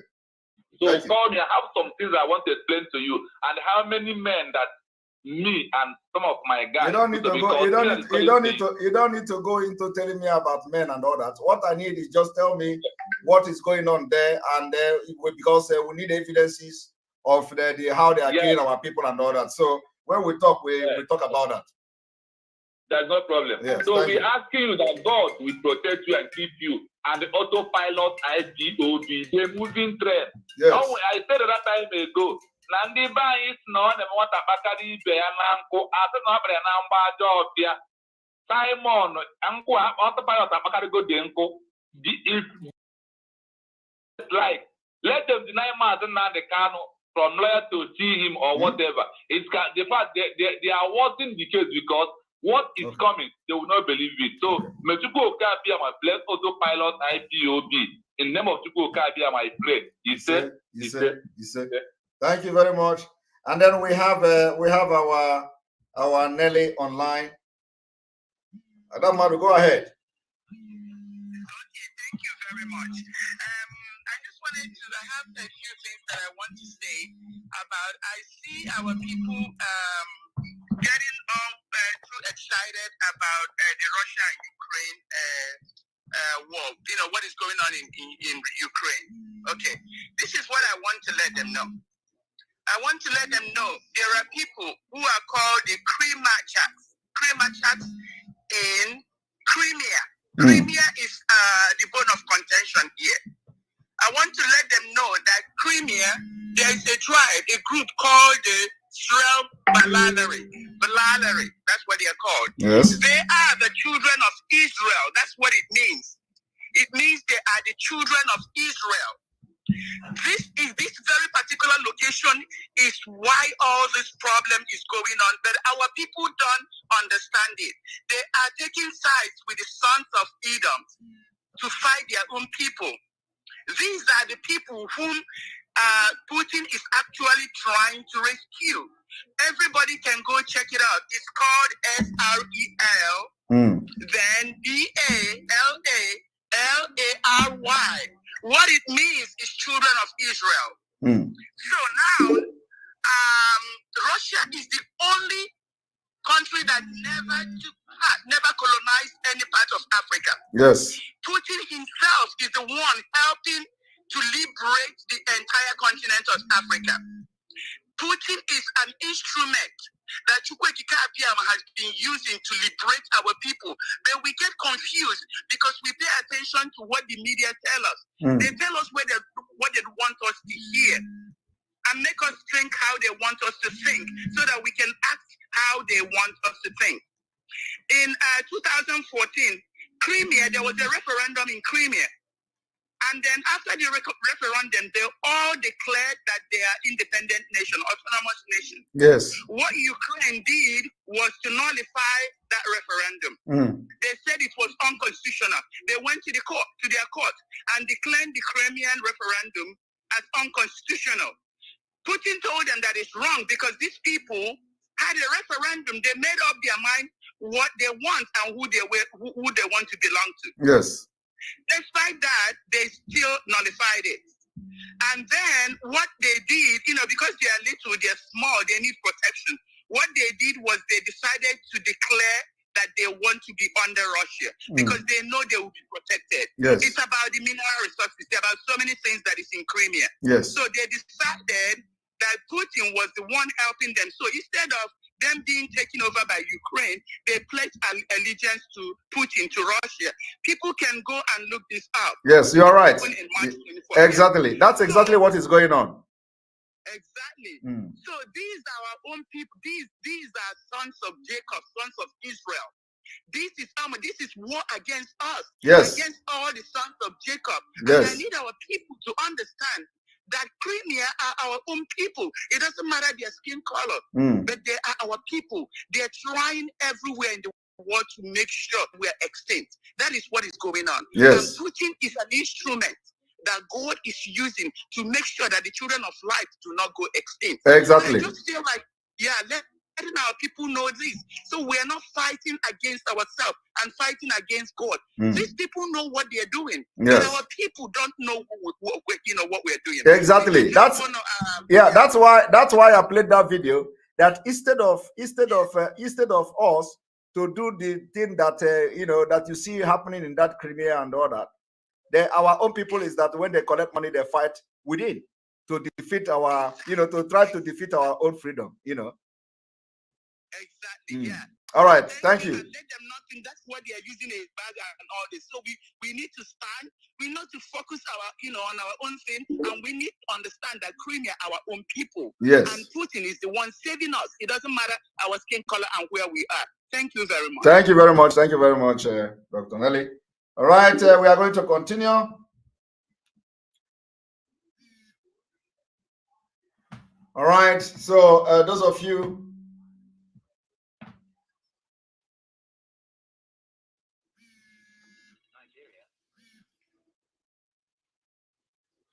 Welcome to the program. Chidon International, if you are watching, you cannot say you are not worthy to chat. You are very worthy to chat with me. And so please don't say that again. Whoever that is the person, Chidon International, I see your message. You can chat, only that I don't open this WhatsApp all the time. So everybody is equal, everybody is the same, nobody is above each other. From Nigeria. Yes, welcome to the program. Hello, good evening, Mr. Simon. Good evening, welcome to the program. Thank you. I've been trying to call you, first time comer, by calling you from Lagos. Yo, you're welcome. At least you can now, it went through now. Thank you. Can you hear me? Thank you, Mr. Simon. Everybody in Lagos, we want you. We are all listening to you. Everyone in Lagos, they are all knowing you as the second to Mazi Nnamdi Kanu. That the 100 men Mazi Nnamdi Kanu asked for, that we have seen it in you. We know that DOS has sabotaged, and you are the voice that we are hearing. Those of you in Lagos have a very, very important role to play in the freedom movement and the liberation of Biafra. Do you know what you have to do? Do you know what you know the role? In fact, some of you in Lagos have the key to Biafra. Do you know why? Okay. Let me tell you. Let me tell you why the people in Lagos, Biafrans in Lagos, have a very big role to play in this movement. The Biafra in Lagos, any day, you join Monday, only Monday, because in Biafra land we are going for Sunday and then all that. Any day you join Monday, sit at home in Lagos, Biafra will come. Yes, Master Simon, we know that, and what we have been demanding for has been an enforcement in Lagos, especially Alaba International, Ladipo, and Ikeja. That is the point, because you don't necessarily need enforcement. What you need is those who are the chairman of those markets. So, and let them remember that, let them not forget that the Biafra agitators today are the one protecting their villages from being run over by Fulanis. Our men, our volunteers are the one protecting their families back in the village. So there must be part. Let them, people in Lagos should be telling them, those market leaders in Lagos, let them not sit in Lagos and think that they are in Lagos forever. They should sit up and take responsibility. We need to see them close their market on Monday. The money is not going away. Those who did not come on Monday to buy the market will come on Tuesday and buy it. Mazi, we know that. So why are you people not pushing for it? You people should push for it. Personally, I don't open on Mondays. My wife do not sell on Mondays. That is a good thing, but we need it to be a collective thing. So as you are hearing my voice now, other people are hearing my voice, and you are all from Lagos. You people should begin to make a move to march to the market leaders, to the chairmen in the market, those places where you people are, and begin to ask the question: what is going on? Are you not aware that people are being killed in Biafra land? And we are demanding for military to be pulled out of Biafra land, and the sit at home is part of the civil disobedience we are using to see that our voice, is heard. So why are they not part of it? We have.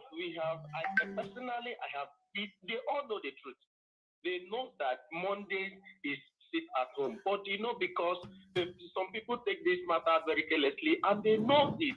That even as of yesterday, we were saying it that 2023 will be very tough for Nigeria. For this, we will continue. As a whole. Thank you, my brother. We will continue to shout.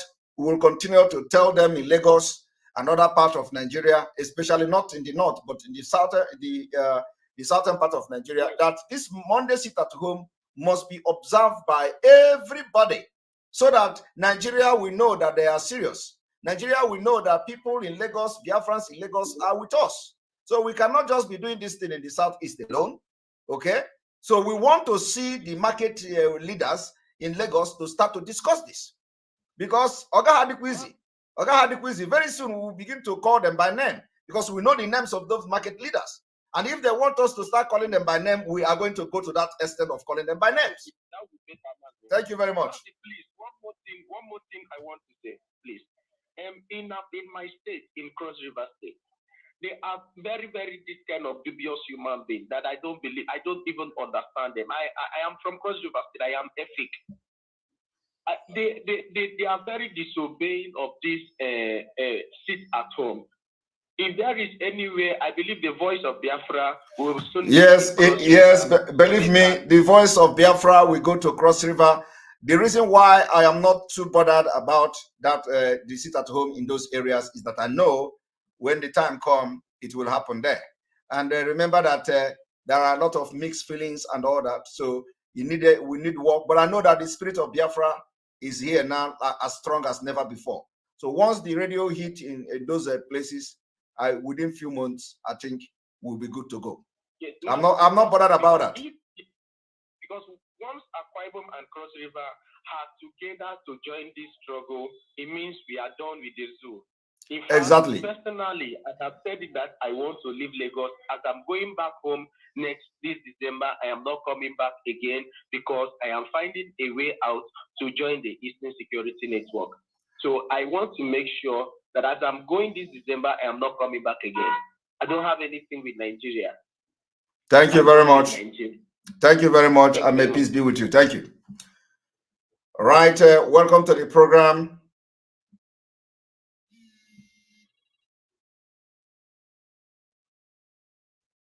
Good evening from here. Hello. Hello. Good evening from here. Welcome to the program. Good evening, Simon. There we please, yeah, there we God bless you. You have done wonderfully yesterday. I heard what happened. I saw what happened with the voting and everything. In fact, it was awesome. Yes. Simon, please, I want to plead with you, because sometimes I told us sometimes ago that this your medium is our voice in this particular period, and especially in Nigeria where we are. Nobody is speaking for us. It is very important that we sustain Simon as much as we can. This thing that is happening in Ukraine today, I am a kind of having an opinion that we should be very guided in our utterances. Because most of the time, look at what happened when Trump and the current Biden was contesting for American presidency. Our people always have opinions on things that we have less interest. Sometimes wisdom demands that we should sometimes hold our opinion, because every country has their foreign policies. And these foreign policies are always geared towards their own personal interest.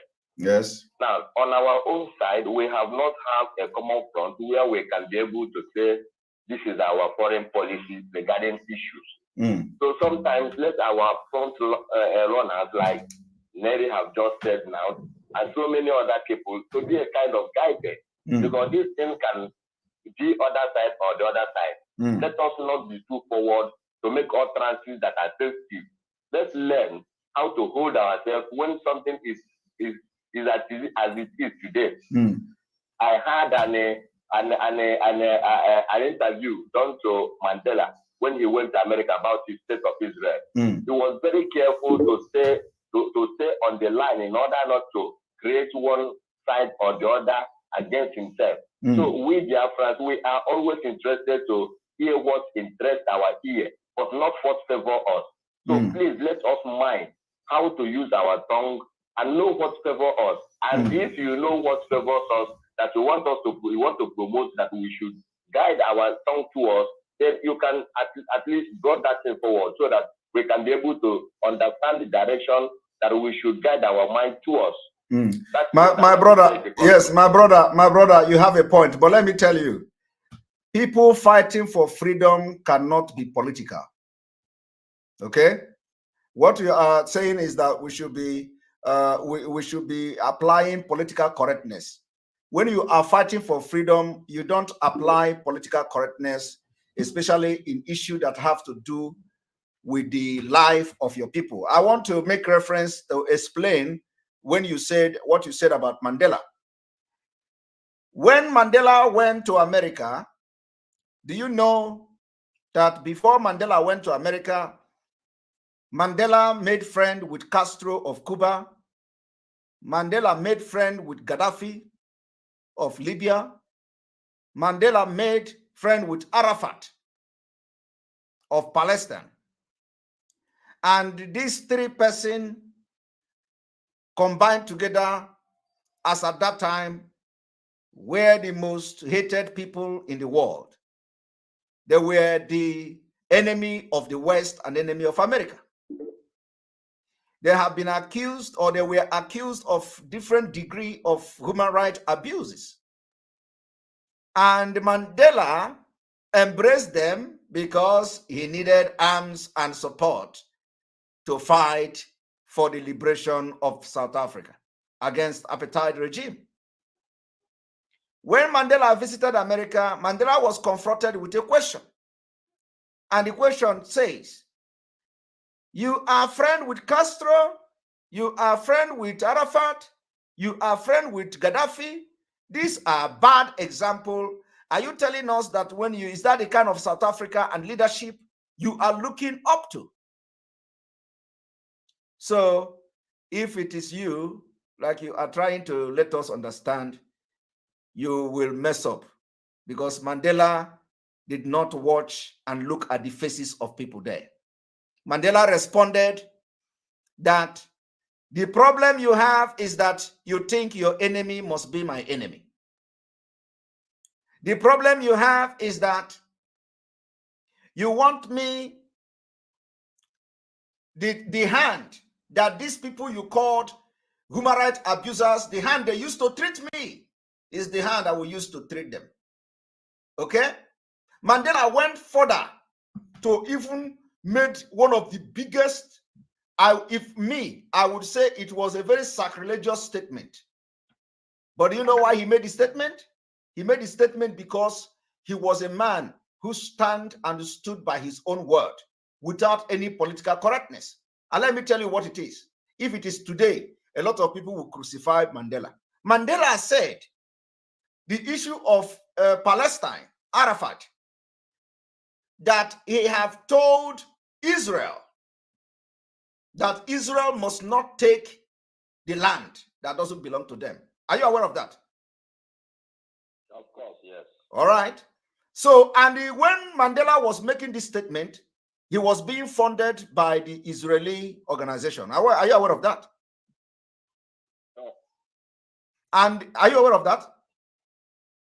No, I'm not. You see, that is why I'm telling you now. So the organization that was funding Mandela's movement that time was in that particular hall when Mandela said, I want Israel to not to interfere and take the land that doesn't belong to them. After that comment, the leader of that organization, or one of the leaders of that organization, picked up microphone and told Mandela right in his face that what you have just said here today, I don't know the exact word he used, but he described Mandela as immorality. He described Mandela word as either immoral or something.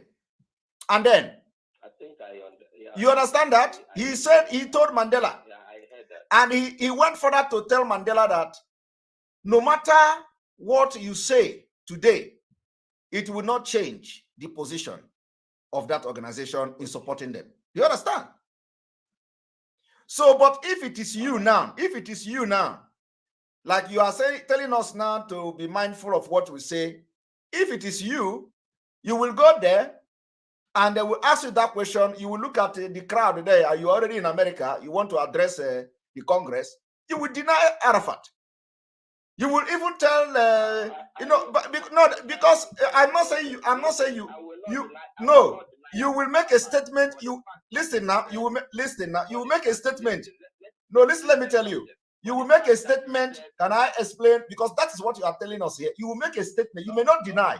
You may not deny Arafat, but you will make a statement. Can I finish? You said, listen, wait. Because when we are talking to educate people. All right, go ahead. Oh, yeah, go ahead. Now, what I want to, you said, Mandela said, he will treat people with the same hand they use in treating him. Exactly. Now, on our own, all this while, we heard what even our alliance with Russia and so on and so forth. How far has they come to our aid? That is why, listen to me. You should be talking about, you are talking about alliance. Do you know whether any alliance existed? These people have sabotaged the movement and sabotaged Mazi Nnamdi Kanu. Are you aware? You don't know what is going on? With the level of corruption, impunity, and lies that these people, these evil and demonic people that surrounded Mazi Nnamdi Kanu in this movement. Do you think anything like that existed? Did you not hear when Nelly Ofebu was explaining that the people, the one they call ex-Madam Finance, they removed application filed at the ICC? Did you not hear that? You see, I heard it. So what you don't know is bigger than you. Now, let me tell you. So the reason in this particular Biafra movement now, we are not interested in using any political correctness word. What we are interested is we want to use the best strategic template available. And we know that we have what it takes. We have what it takes, and we know how to strike that ball. It is not what we discuss and start making public. But believe me, right people have come to join this struggle. On this note, I agree with you. Yes. I agree with you, and I also saw the point and the directions you are going. That is for me very, very okay. Thank you. Thank you, my brother. Now, together we are going to move mountain. Now, yesterday I was trying to reach you. I don't know whether it is appropriate for me to mention what I want to say yesterday. Well, is it connected to this? I have a little issue I want you to put in perspective, because I know now we are moving forward, but there are something I want us to guide ourselves about. Go ahead. So that we don't make.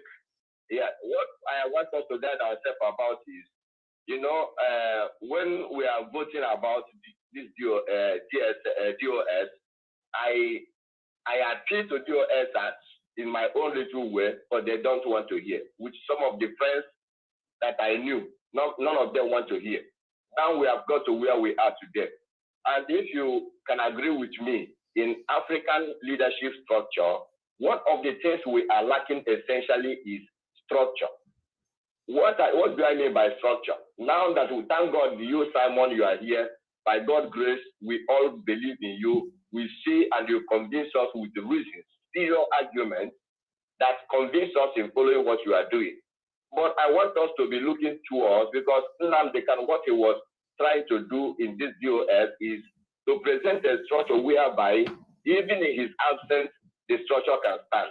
but see our immaturity in handling that structure. That is what's happening in DOS.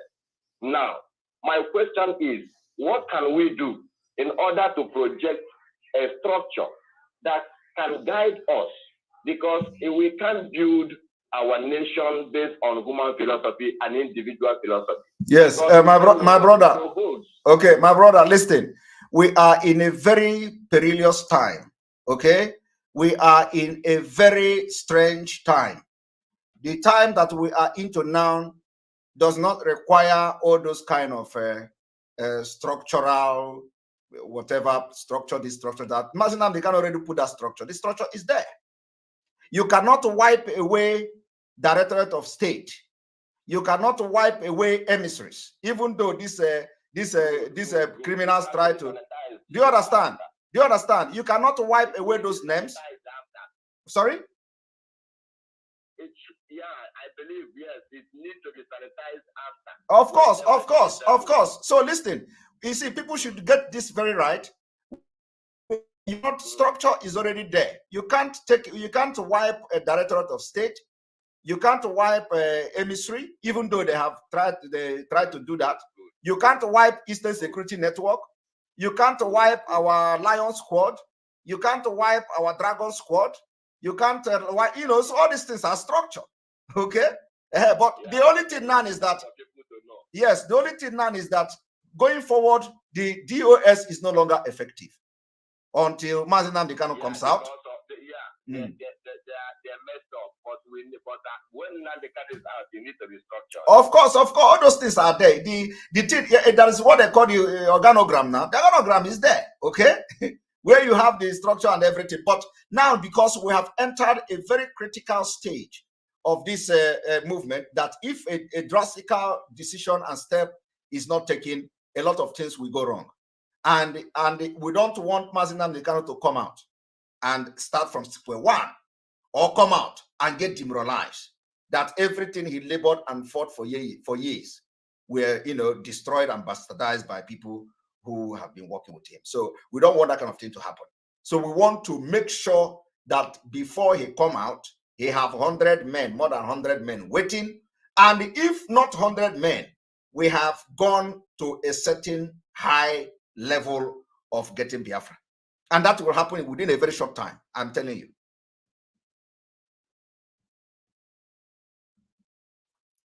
All right, thank you very much. Yeah.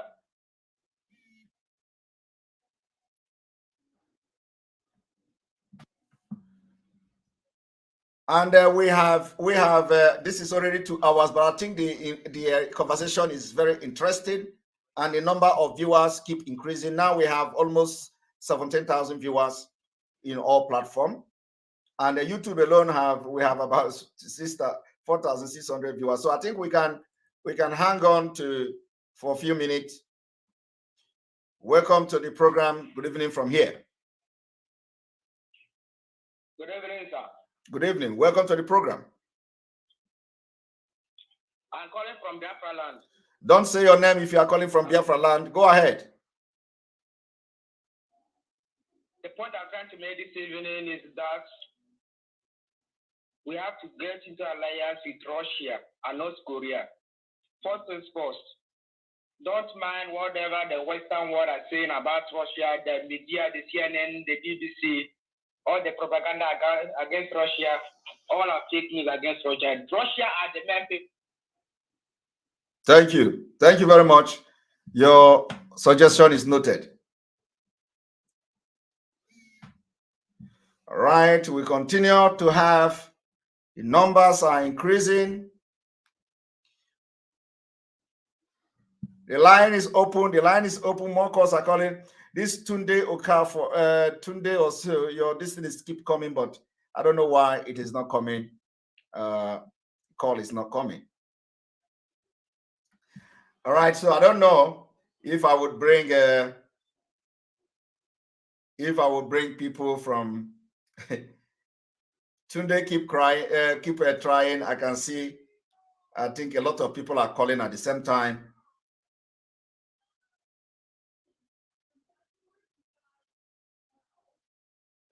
A lot of people are calling at the same time.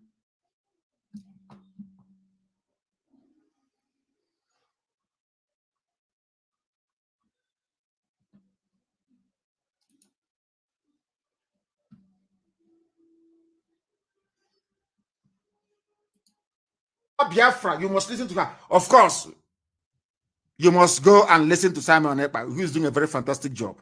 Very great job that Simon Ekpa is doing. Very, very, absolutely fantastic job that he's doing. You must listen to him and share his videos accordingly. Very, very important. He is bringing a new dimension to this very awareness that we are making, and you must listen to him very, very. All right. Good evening from here.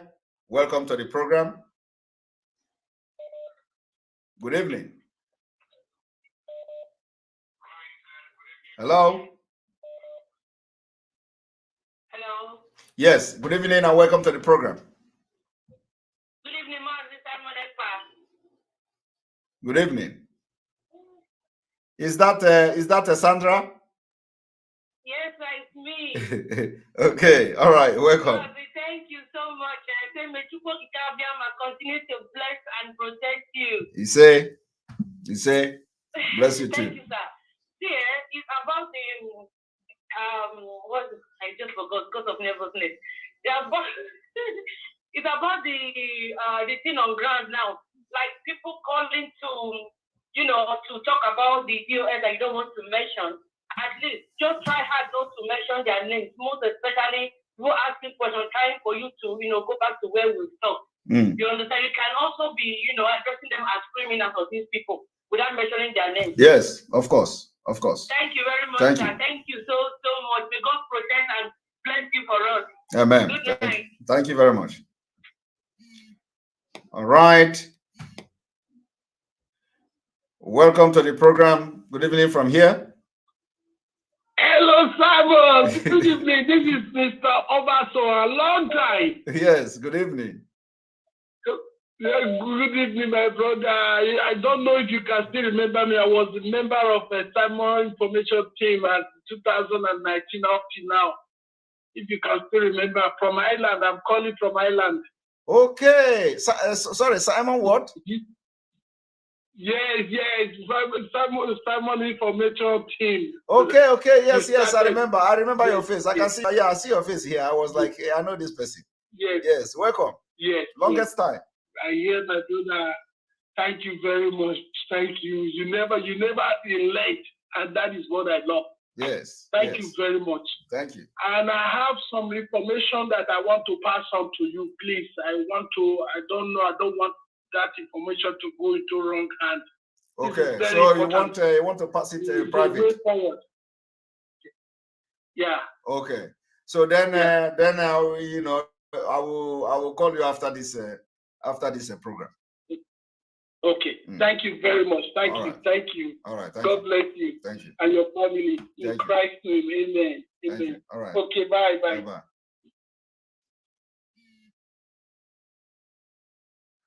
All right. Rose. I don't know. Is it our Pastor Rose calling or somebody else? Good evening and welcome to the program.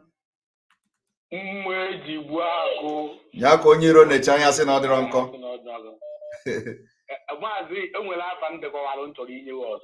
Enokwa. Ogidi dagburu onye bịara igbu ya. Enokwa ogidi dagburu onye bịara igbu ya. Ogidi dagburu onye bịara igbu ya. Ogidi dagburu onye bịara igbu ya. Ọfụma. Nwa na mma na-akpọ. Ndewo. Ịdagbugo ndị ilo. I'm so much happy for what you are doing for us. This dimension is going higher. There was a dream I had last 2 weeks ago. I discussed it with one of our people.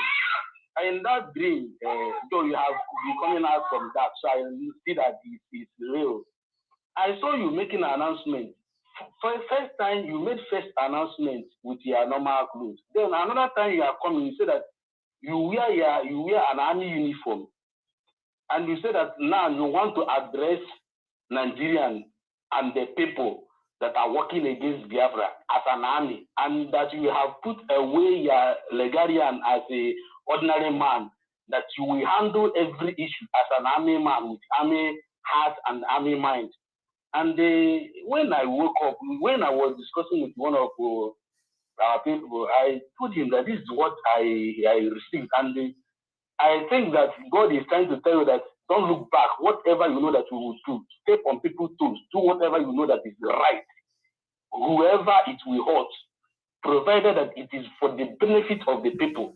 Don't look back. Because once an animal wants to act, he don't look at this is my wife, this is my people. He will act according to instruction and what he knows that will favor his country and his people. So I want you to think twice and concerning this and work towards that, because you have everything it takes to do that for us and for our generation. Amen. He said, thank you very much.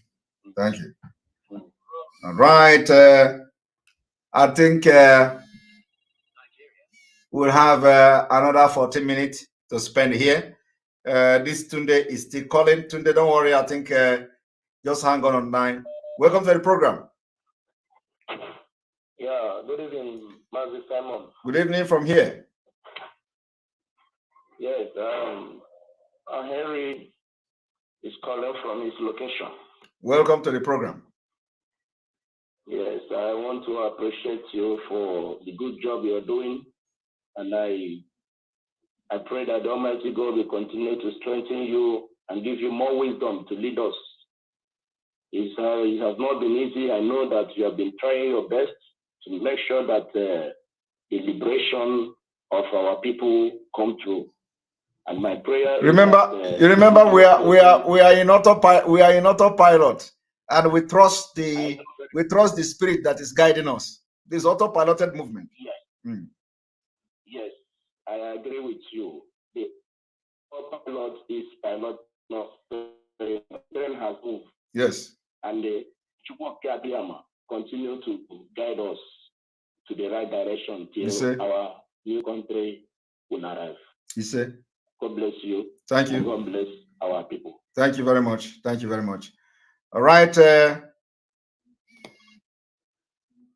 All right. Who is calling me on video?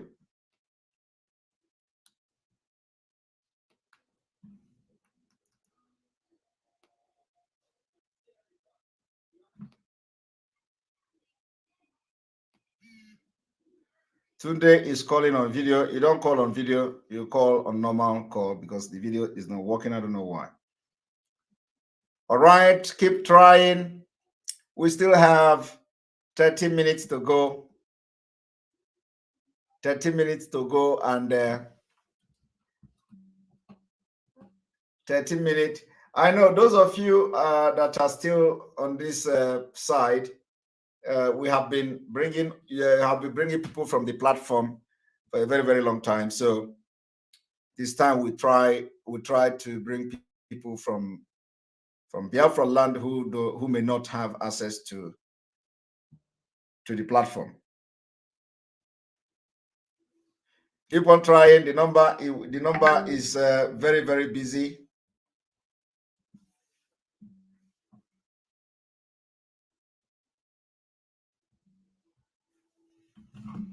The number is very, very busy. And of course, there is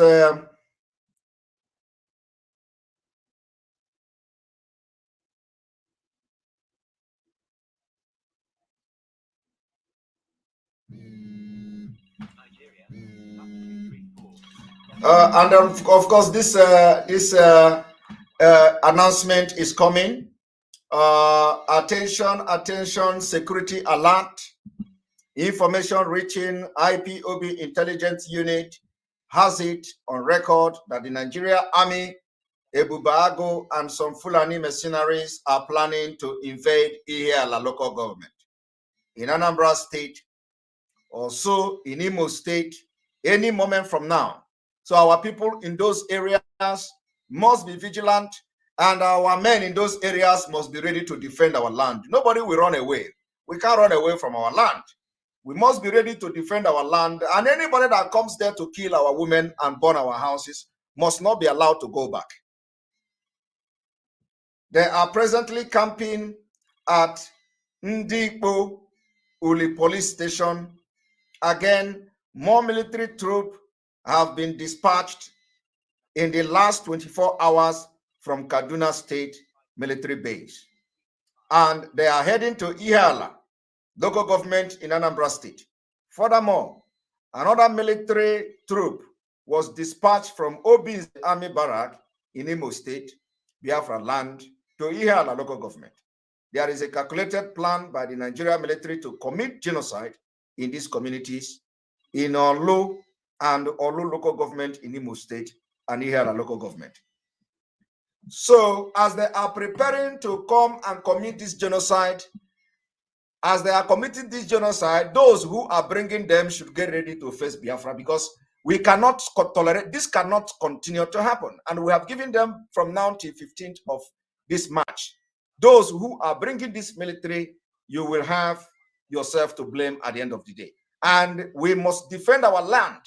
Nobody must run away, except our women and children must make sure they take precautionary measures. If it is require evacuation, they should leave.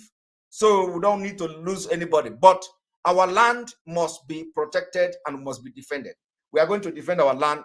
And as they are coming to kill our people, those who are sending them are the people that we are going to go after from now on. This cannot continue. Those politicians who stay in their house, enjoy themselves, and bring military to start killing people where there is no war, you declare war, and you are fighting secretly, annihilating people and committing genocide in your own land. All of you, the governors, from the governor to the House of Assembly, and all the politicians that are involved, it is time. It is time you are going to pay for this crime against humanity you are committing. Since the world is not paying attention, since the ICC is not paying attention, we have written to them, the evidences are there. We have filed cases upon cases. The evidences are there. We have written to United Nations. The evidences are there. So now it is time. We will begin to hunt all those politicians that are bringing the military to kill our people. Anytime the military will come and go. The military cannot be there forever, right?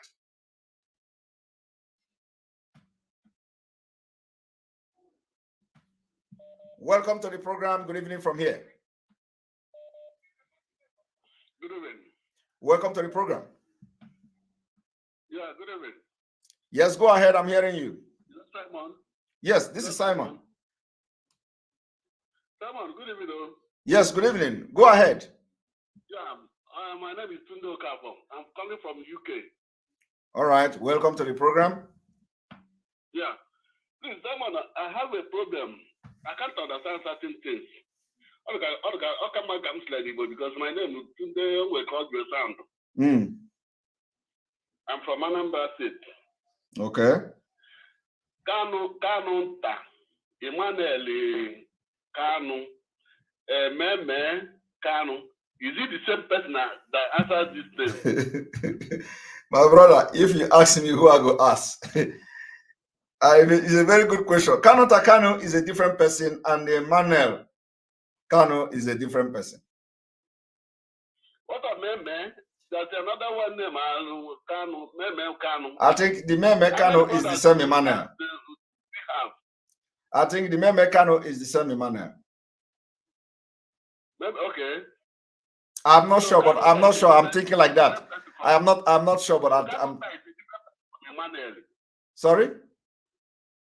Kanu is a different person from Emmanuel. Well, I don't think I will be the right person to answer that question, but I know people are calling Kanu Ta too when they see Emmanuel. So I don't know whether that Nta is the small one in Igbo, like when they say Junior. So I don't know whether that Kanu Ta is the name, but I know that people are calling Emmanuel Kanu Ta, because I was confused as well at a point, because the Kanu Ta Kanu is different. I know, the bigger one. And then the Emmanuel Kanu is also, I see people addressing him as Kanu Ta Kanu. So as Kanu Ta, not Kanu Ta Kanu. But, so I think people are in the right position to answer this question. So what do you want to get from the question? What exactly are you trying to arrive at? What I'm trying to say is this.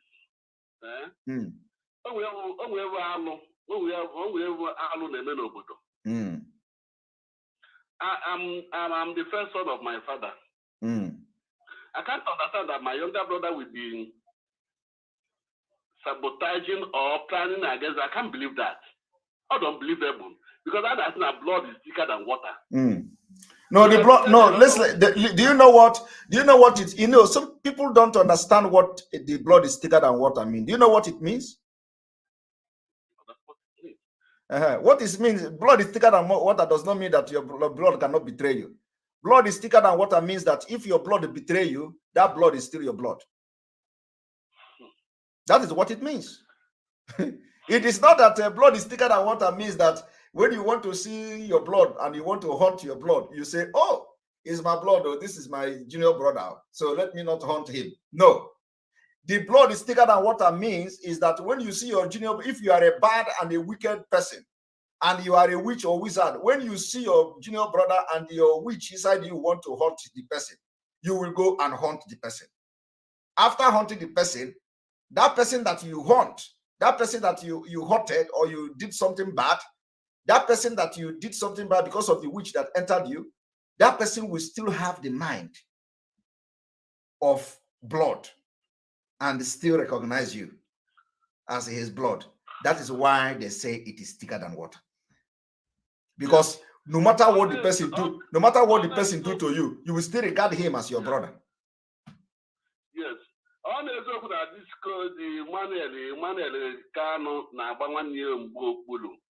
For me, the blood of Biafra will never depart on the head of the way you should listen, let me tell you, because you know all these things that everybody is saying, okay?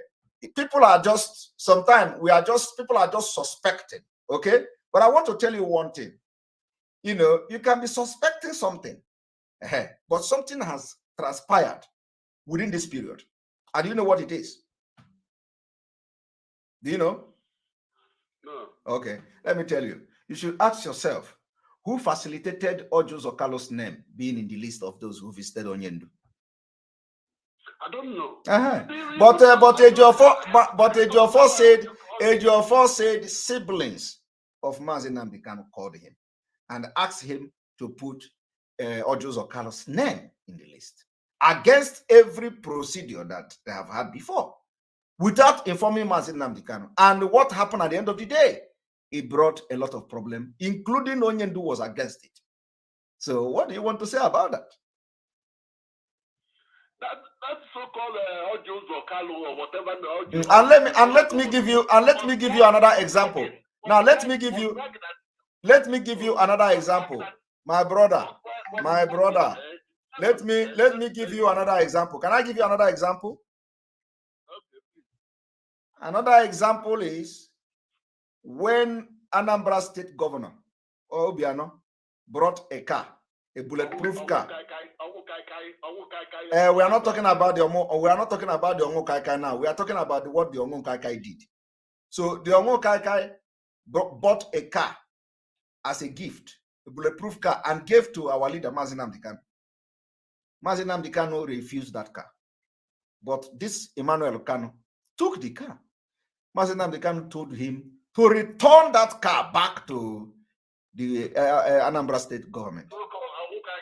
We are not talking about the Kaikai now. We are talking about the Emmanuel now. Now, he refused to return that car against the order of Mazi Nnamdi Kanu. So what else do you want to? What if that car has some kind of spirit inside it? That if this car is in the family and the car is parking in the compound of these people, you know, of this our leader and the family, something will be happening to them. What if there is some kind of a contention like that? You never can tell. Okay, you never can tell because they are, you know, these people, they are bad. So, but the car, he started to use the car, and everybody who knows this one knows it. So, what else do you want to, you know? So, how do you want to now begin to ask? Is it not the brother and all that? When the brother say return the car, he say he will not return the car. He started using the car. Okay, so and this is something that has to do with life and death, because you don't know where they took that car to. You don't know what they have done to that car. You don't know whether there is any incantation in the car. You know, you don't know. You never can tell. Only them know. But the car, he took it and started using the car against the order of our leader. So these are the things that when people will think about it, you will begin to know that, and a lot of things are happening. You know that a lot of things are not adding up. All right, but that is by the way. Thank you very much.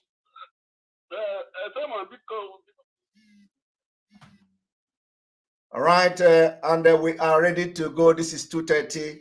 This particular broadcast have ended, and we are going to continue tomorrow. And I want this particular broadcast to be shared because we have over 17,000 who watch this broadcast live, and we still have over 4,000 watching live on YouTube alone. On this note, I say, may God bless you. May God bless Biafra. May God bless Mazin Namdekano. May God bless Eastern Security Network. May God bless Sunday Igboho and all the Judo agitators. May God bless our gallant men. May God bless those volunteers. May God bless Eastern Security Network again. May God bless those who are going to come forward to support this movement like never before. May God bless you all that stand by the truth. And our leader, wherever he is, God shall protect him. In the name of Jesus, in the name of Chukokikabiama, he say. From here, from me, I say good night.